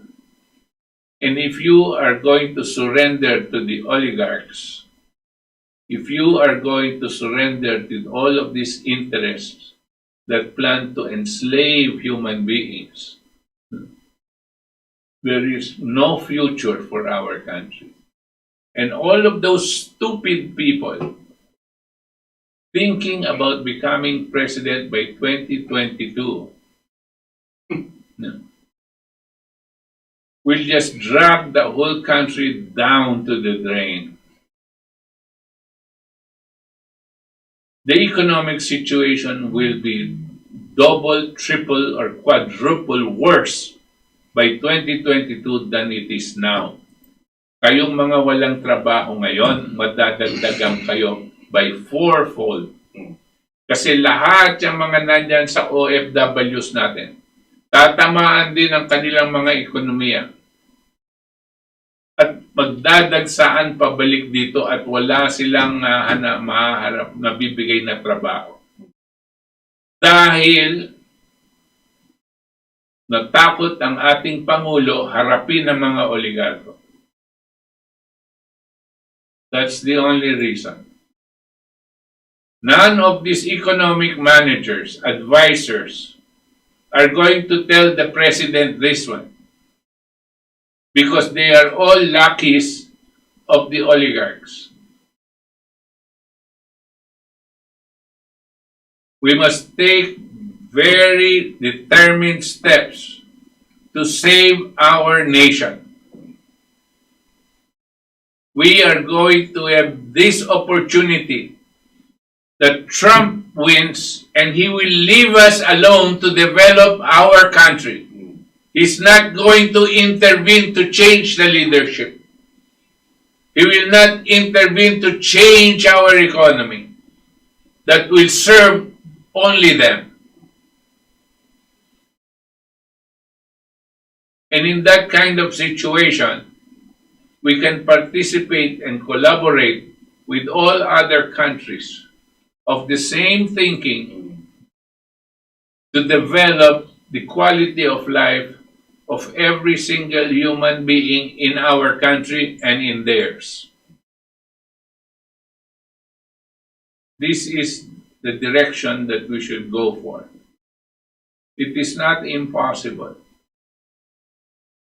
but it takes courage and intellectual competence.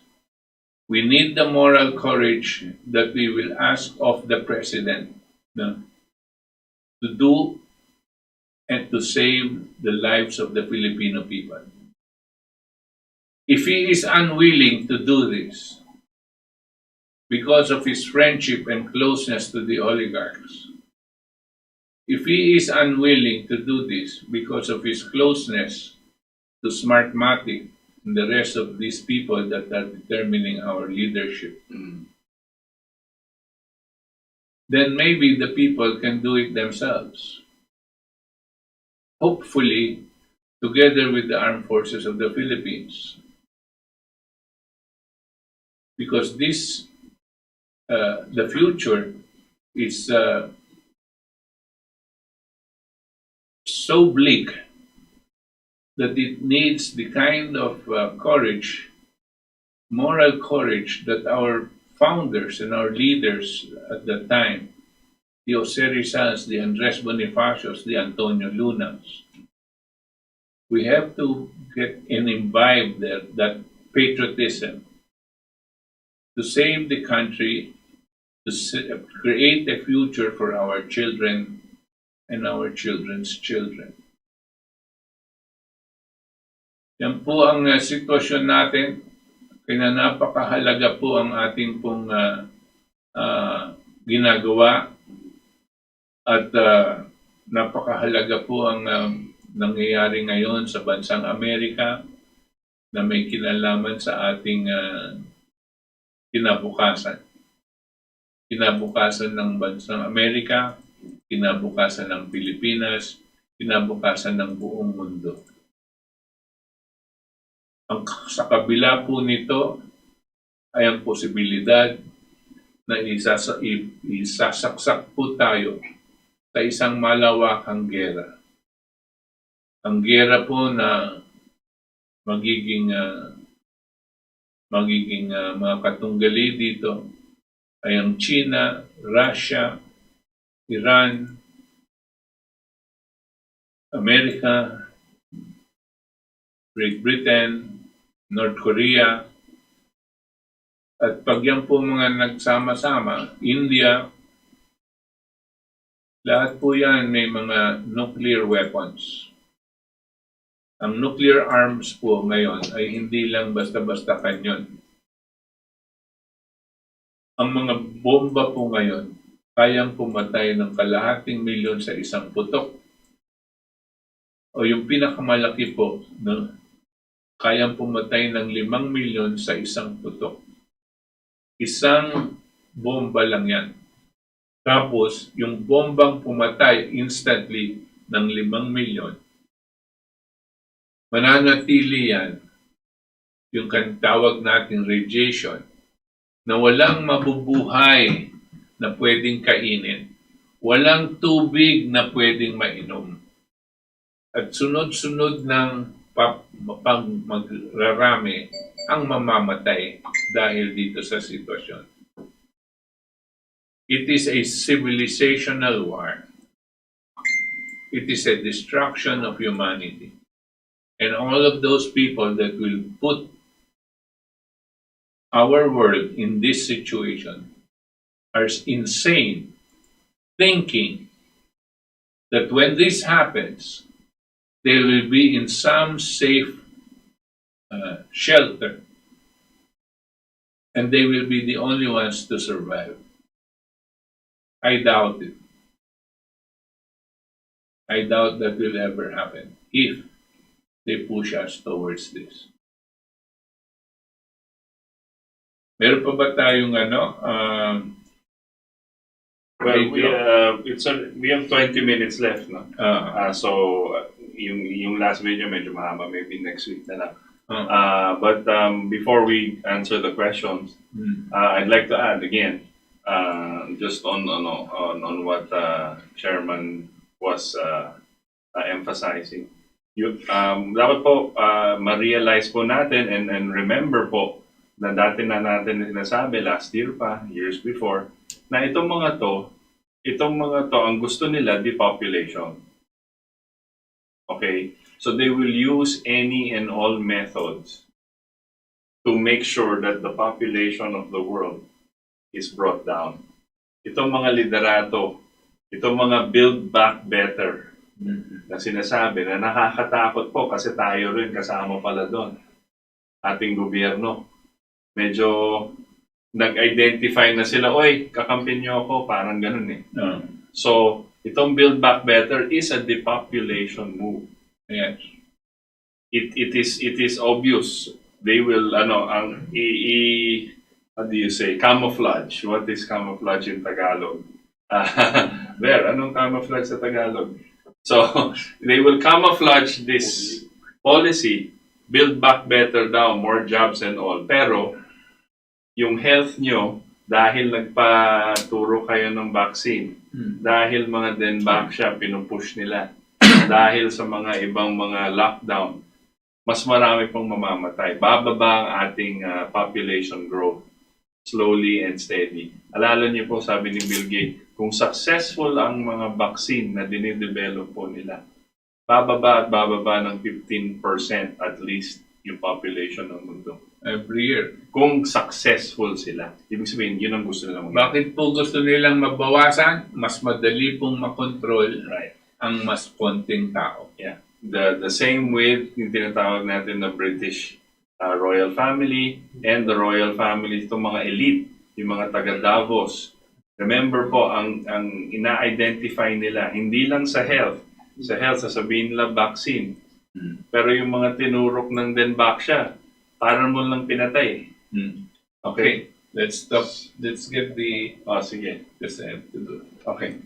Sige. So, ano natin yung mga questions muna from our readers and our listeners dito sa ang Ating Katipunan. So, these are from the text messages, right? From our listeners in DZXL. Sir Butch, mga katipon, good PM. Kung totoo ang ginagamit ng mga sindikato ang Smartmatic para manipulahin ang eleksyon sa Amerika at mga third world countries tulad ng Pilipinas, sana madaliin agad ng Amerika ang investigasyon para ipabawal na ang Smartmatic sa buong mundo para hindi na ito gamitin pa sa eleksyon sa 2022 dito sa Pilipinas. Balitang-balita na gagamitin daw uli ito dahil ito raw ang gusto ng mga prominenteng politiko.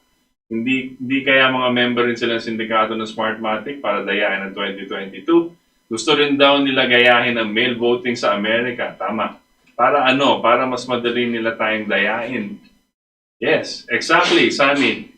You're exactly right. tama mo yung question mo. Talagang ganun. At kung hindi matagumpay ang si Trump sa kanyang ginagawa ngayon na pagtatanggal ng Smartmatic at Dominion, yan ang mangyayari. Good evening, Sir Butch. Tama ka Sir kay Duterte. Papunta na sa pagkagago si Mayor. In love siya kay Lenny. Just one night, inayawan niya si Lenny kaya gusto niya mag-practice ng pagkalalaki niya sa mga bareto at bagsak pa rin. Torres ng Guagua, Pampanga. Okay. Pwede Olodina, balat kayo, parang hunyang. Ang ano balat kayo, parang hypocrite, di ba? Ha? Yun, camouflage. Thank you, Freddy. Balat kayo. Okay. Very good. Mga researcher natin, mahina.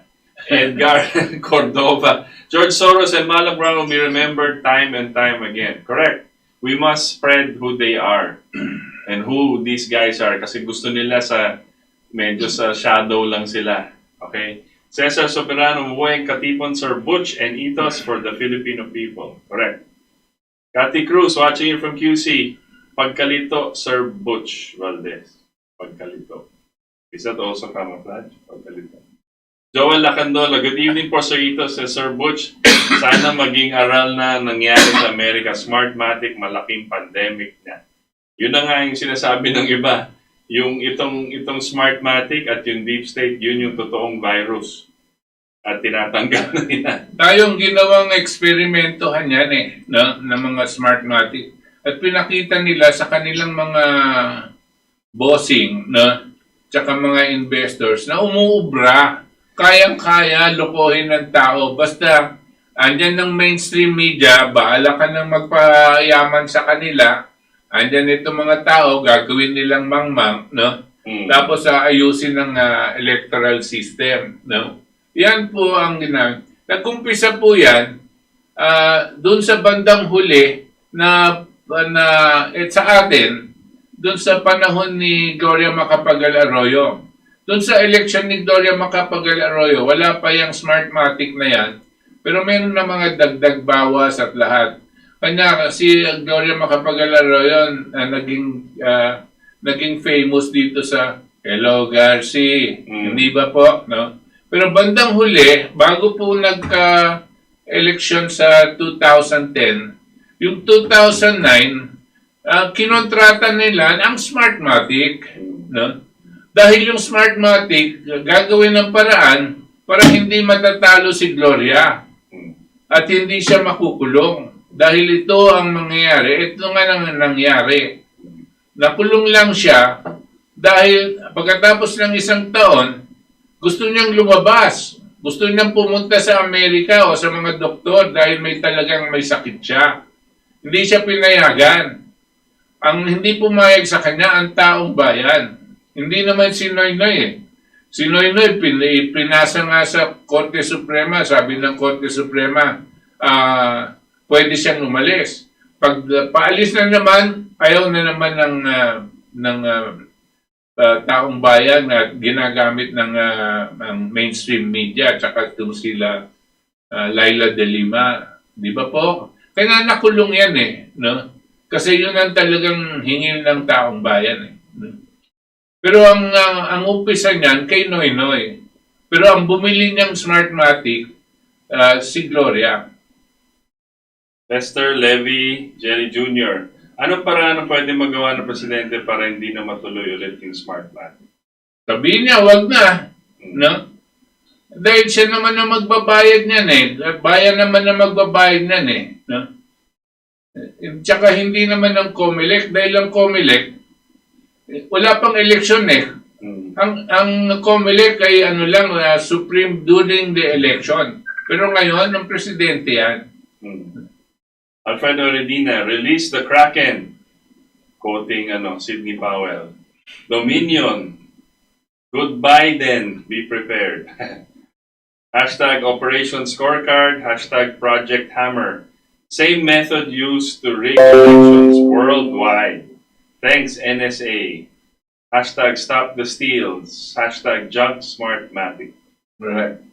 Cesar Soberano, it's becoming very possible that the Smartmatic Comelec syndicate again will run and hack our elections in 2022. Oligarchs and rich political elite will again dictate who wins. It is imperative for you KTP candidates to run again and give us patriotic options in the polls. Good, thank you. First, we destroy the oligarchs now, before 2022. That is imperative. Let us not wait for 2022. No? Let us now ask the President to dismantle the hold of the oligarchs in the public utilities and bring down the cost of electricity, of water, no? Of telecom and others, and mass transit system, no? So that we can help the people, and so that the oligarchy will no longer have the funds to be able to control the elections. Okay. John Peter, mabuhay Sir Butch, nakikinig at nanonood kami ni Abel sa Fairview. Na-endorse kanina ni Don Lino Cele yung radio program nyo. Kayo lang dito sa media nagbabalita ng totoo. Nakikinig kami ni Lawrence dito sa Fairview QC. Kumusta, Lawrence? Ito ba si Lawrence natin? How are you, Lawrence? Okay. From where? May naunang pag-amin na si Biden sa ginawa nila dayaan sa interview niya bago ang eleksyon. Dahil yata sa dementia, nag-second childhood na siya. Walang filter kung saan nagsasabi siya ng totoo. Hindi lang ilang beses niya nagsalita tungkol sa pandaraya. Ito ang sinabi niya, quote, "We have put together, I think, the most extensive and inclusive voter fraud organization in the history of American politics." Joe Biden. Yes. Kumakalat na po yung interview niyan online, interviews sa Twitter, sa Facebook, kahit binaban nila minsan. Tapos nag-a-apologize pa nga yung CNN, nagbibigay ng explanation eh. Diba? Bago mo na itanong, ito yung explanation, sabi ng CNN. ito talaga, nagkamali lang siya, hindi yan ang ibig niya sabihin. Itong mga CNN talaga. Rodovite Pariabas, good evening po. Good evening po, Kabutch at Itos, mabuhay po kayo. Watching from Subic. Quote, hashtag, nasa puso ko ang Pangulo. Right. Okay. Leomar Beltran, I dreamt of Trump last night. They tried to kill him with a gunshot wound to his head. I'm sure they're trying to do that already. Trying to do that in whatever way possible. Yeah. Ron De La Cruz, the New Deal was a series of programs, public work projects, financial reforms, regulations enacted by President Franklin Roosevelt in the United States between 1933 and 39. Correct. Maganda po yan, pag-aralan natin. Because when we form a new system of government for the Philippines, a new policy, we will use those Franklin Roosevelt as a guide. Jerry Magbag, good evening po. Elizabeth De Los Reyes Gutierrez, good evening, Kabutch, Sir Itos, watching almost 3 decades na. Ben Gutierrez from Taytay, Rizal. Okay. How are you, Ben? Giancarlo VEY, sana mapanood ito sa PTV. Oo nga, kahit government station yan, Giancarlo, dapat nandun tayo. Si Harry Roque ang, Rain, si Harry Roque ang unang nag-congrats at nanalo si Biden. Si Harry Roque. Hindi ba yung presidente? Wilson A. Cardinal, good evening Sir Butch, God bless. Bear Archivido, bakit po binati agad ni Duterte si Biden? Bakit wala pa rin siyang sinasabi ukol sa Smartmatic? Di po ba, sabi niya, titignan niya yan? Bakit si Andy Bautista hindi pa rin nakakulong? Di ba napakalakas ang ebidensya dyan? Ang asawa pa niya mismo ang naghabla sa kanya. Di naman siya nagtatago sa US. May interview pa nga siya sa isang talk show last year. Correct. Ayun na nga yung sinasabi ni Chairman eh. Nakapagtataka. Vincent Jr. Victoriano watching from Iloilo City. Rog Almazor watching from Cavite. Alita Ibanez, good evening po sir sa inyo, watching from Bulacan. Doris Lince, good morning po. I like your show for being brave to say what is right. Thank you, sirs. Mirna Beldad, alam ko na, Kabutch, kung saan Duterte, kung saan P. Duterte, watching from Parañaque, Christy Ubial Asmod. Okay. Christy Ubial Asmod, I'm listening to your radio program right now, Sir Butch, Sir Itos. Dio Jan, good evening, sir. Sir, mukhang gagayahin ng COMELEC at style ng buton sa USA, particularly yung mail-in voting. Oo nga, ang dami itong mga si Amy Marcos din, saying mail-in. Yun na nga yung problema, di ba? Yan nga. Nagkakadayan nga sa mail-in, ba't gusto pa natin ng mail-in? Diyos ko. Matt Dusain, Philippines has no idea how this country will be impacted should President Trump fall. If the bastion of the free world USA falls, the whole planet will succumb to socialist communist leadership, where a few controls the masses. Most media, radio, TV announcers here in the PH are left-wing communist leaning, paid for by Soros, including the DOH Duque, COMELEC VP Robredo, and all government agencies. That's right. Media, correct. Angelo Redaha, magandang gabi po, RMNDZXL 558, Radio Trabaho, Mega Manila. Always keep safe, God bless, Malolos, Bulacan. Ramon of Rizal, mabuhay po KDP, supporting from province of Rizal.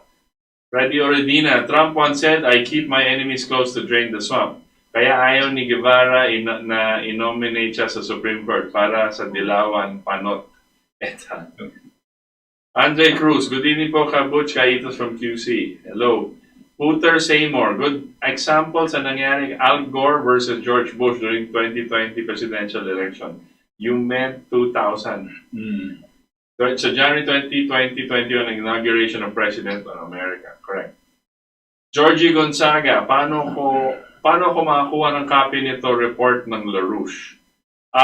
Georgie, if you're referring to the video na pinakita natin about with Harley, nasa YouTube po. You go to LaRouche Pack, LaRouchePack.com. I-search nyo lang po, or search Harley Schlanger. Makikita nyo lahat ng report sa YouTube. Maganda po yun. Yung LaRouche, LaRouchePac.com. Yes. Edilberto Gabion Valenzuela, Trump will declare as president. We think so. Rain Cloud, mahirapan si Trump dito dahil lahat ng mainstream media at software platform ay laban sa kanya.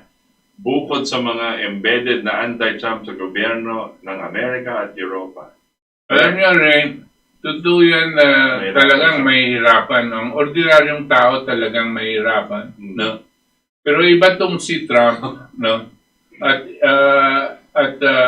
marunong siya at alam niya kung ano yung gagawin. Alam niya lahat ng mga noong pa yung unang pagpasok ng presidente noong 2016, binabanatan na siya, gusto siyang tanggalin, gusto lahat ng mga accusation. At nakita na niya kung sino yung mga tunay na kalaban at sino ang kakampi. At natututo na siya. Kanya nakapaghanda siya dito sa mangyayari. Alam niya, hindi niya pwedeng pigilin yung dayaan per se, no? Pero ang pwede niyang gawin, kung sino yung mga nagdaya, pwede niyang ilabas para malaman ng taong bayan kung sino itong mga demonyong ito. No? At pag nakita po yan at susundan po natin ang saligang batas, ang susundan nila ang saligang batas ng bansang Amerika, sigurado po si Trump ang mananalo. Mahirap, pero nakakasiguro po tayo na si Trump ang mananalo. Yeah. Huwag lang siyang patayin. Yun lang naman yung option nila kasi palagay po namin na panalo talaga siya sa eleksyon. And itong si Trump, kung alam niyo po yung background niya and sa pag ano siya yung ano niya ngayon, hindi po siya susuko eh. Hindi siya ganoon eh, lalaban siya eh. So we will fight with him on this. Joel Madera, good evening Kaitas and Kabuch, always watching from Santa Cruz, Davao. Hello Joel. Jerry Magbag, bakit po mga obispo at kaparihan hindi alam ang mga ito? Kasi po yung mga yan talagang iba eh, nakatutok lang sila dito kay Duterte. At sa kanilang mundo, itong anti-Duterte lang ang kadalasan na ang ano nila nasa isip, no? Politiko yung mga obispong yan eh. Pero nakikita niyo po kung gaano sila kababaw, no? Oddly. Unique. Hindi po lahat. Hindi ko naman linalahat. Pero ito mga obispo at mga ibang kaparian na talagang napakababaw, nakakainis, no? Okay, Uniques 2019. Teka, namimiss tuloy natin si Oscar Cruz, di ba? Di ba? Because of wala na po si Oscar Cruz. Sayang po, isa siya sa mga pinirespeto natin obispo. At yung kanyang ehemplo, hindi naman sinusundan nitong mga ito. No? Yeah.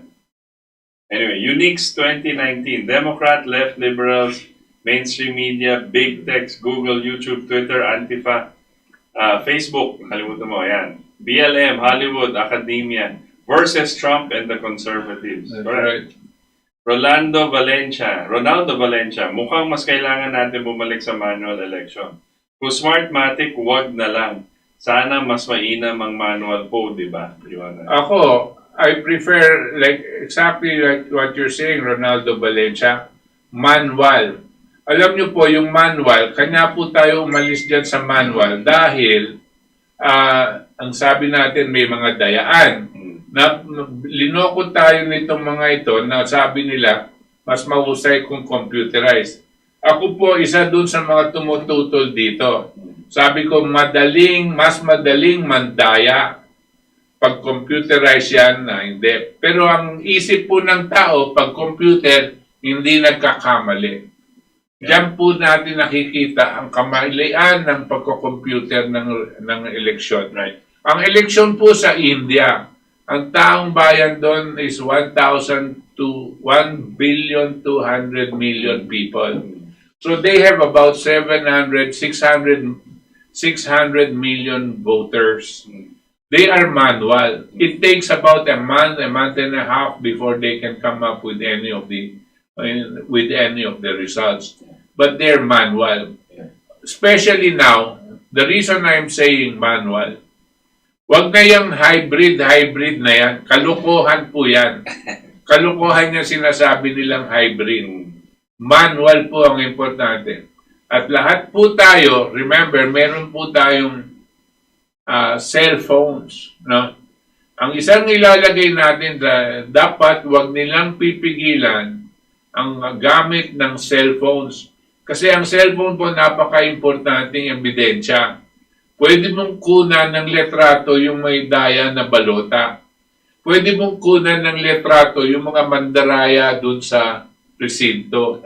Yung mga teacher, yung mga opisyal ng COMELEC, pwede mo silang kunan. Kung ayaw kayo papasukin, di ba? Pwede mong kunan yung mga, pati na yung mga gwardya na bayaran na ayaw kayong papasukin, pwede nyong kunan. No?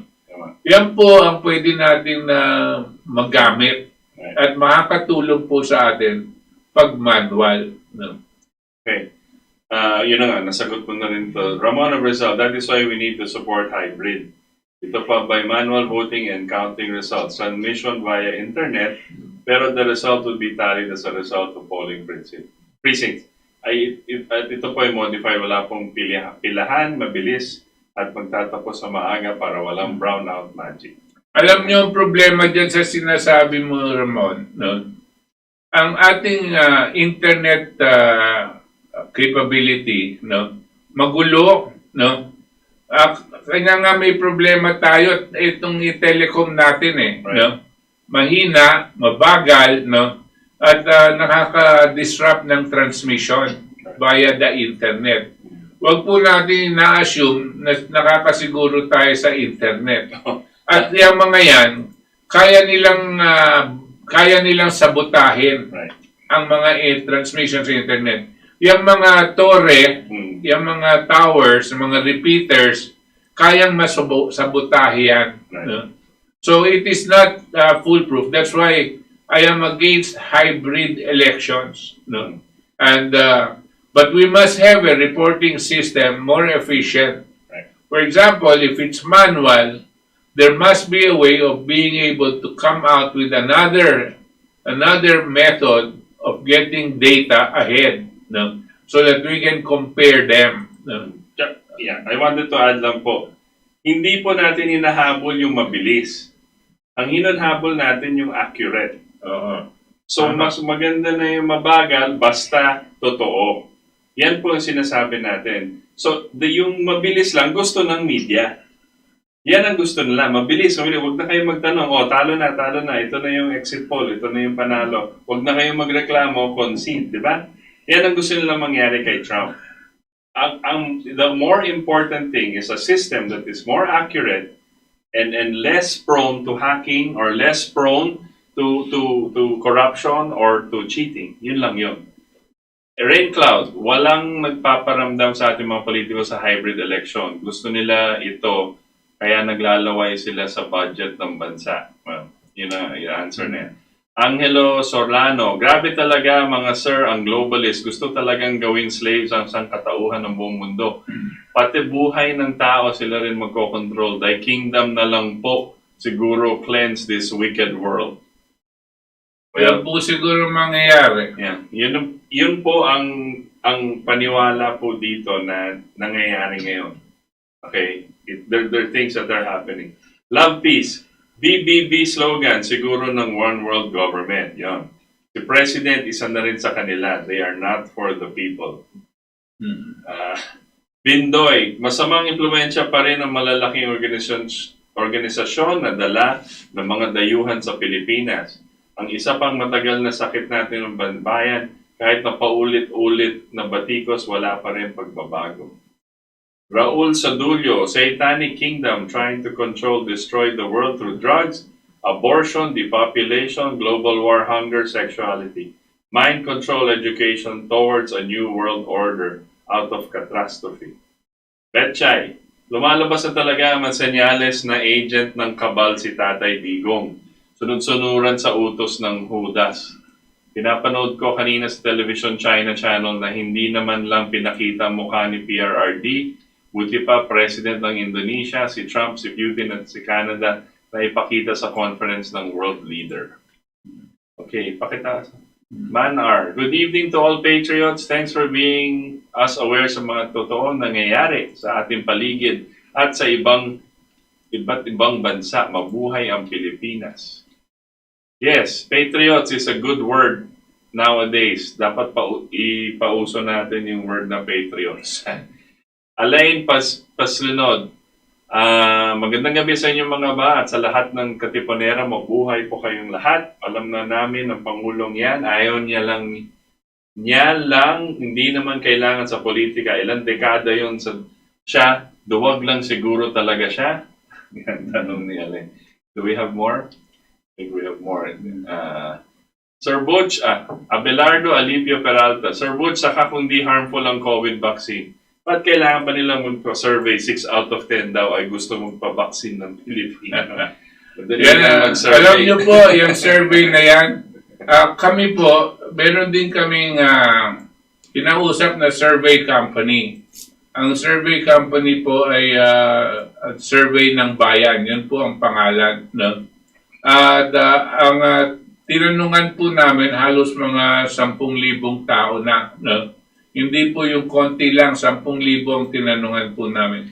Papayag ba kayong mandatory ang pagbabakuna, no? Tungkol dito sa COVID? Papayag ba kayong pipilitin o gusto nyong... At I will tell you now, I have not seen all of the data. Pero yung unang data na lumalabas, na halos 90% po ng tao, no? Mahigit pa sa 90%, ayaw magpabakuna ng sapilitan, no? They want to have the choice to have to be inoculated or not, no? Totoo naman po, huwag tayong papayag kung sapilitan yan.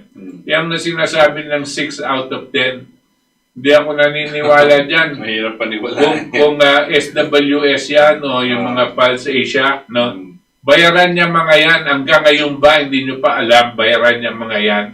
Correct. Cherry Lit, mabuhay ang Pilipinas. sa patuloy na paninindigan sa karapatan na ating bayan. Magandang gabi po sa inyo, Sir Butch at Sir Ito. Salamat po. Thank you. Reggie Maloyon Avenido. Good evening po, Sir Butch, Sir Ito. Jed 215. Nagkaroon po ng emergency meeting sila Biden after the press con of Sidney Powell regarding electoral fraud. In panic mode na sila. Dapat lang, kasi alam nilang ginawa nila eh. Graciano de Guzman, good evening po, watching from Paumbong, Bulacan. Mabuhay KDP, God bless us all. God bless. Eric Ortiz, hello Eric, God bless you Sir Butch, Valdes, and Sir Itos. Isay Ariel, good evening po. Sana na lahat ng radio talk show ay tulad ng sa KDP. More power to you. Sana nga. Yes, thank you. Nelia Perez Figueroa, good evening Itos and Butch Valdes. Salamat po sa lahat ng membro ng KDP. God bless you all. Freddy Oredina, tinalinuhan mo pagboto Smartmatic nagbilang. Ang kandidato ko ask ng kumolek, may pera ka ba? Hanap ng oligarko na maraming pera. Kaya lahat ng elected official asa sa oligarko na maraming pera. Iboboto mo pagpipilian na ng oligarko. Di po ba? Kaya walang bobotante. At pera ng oligarko pinamimigay ng kandidato. Pero natin din yan. Okay. Okay, ang ganyan na lang po tayo. Sa ngalan po ng ating mga katipon dito sa Ating Katipunan at sa mga magagaling na staff ng DZXL Radyo Mo Nationwide, kami po ay pansamantalang nagpapaalam at nagpapasalamat na sinamahan niyo po kami ngayon, ang ora de peligro ng ating bayan at ng buong mundo dito po sa Ating Katipunan.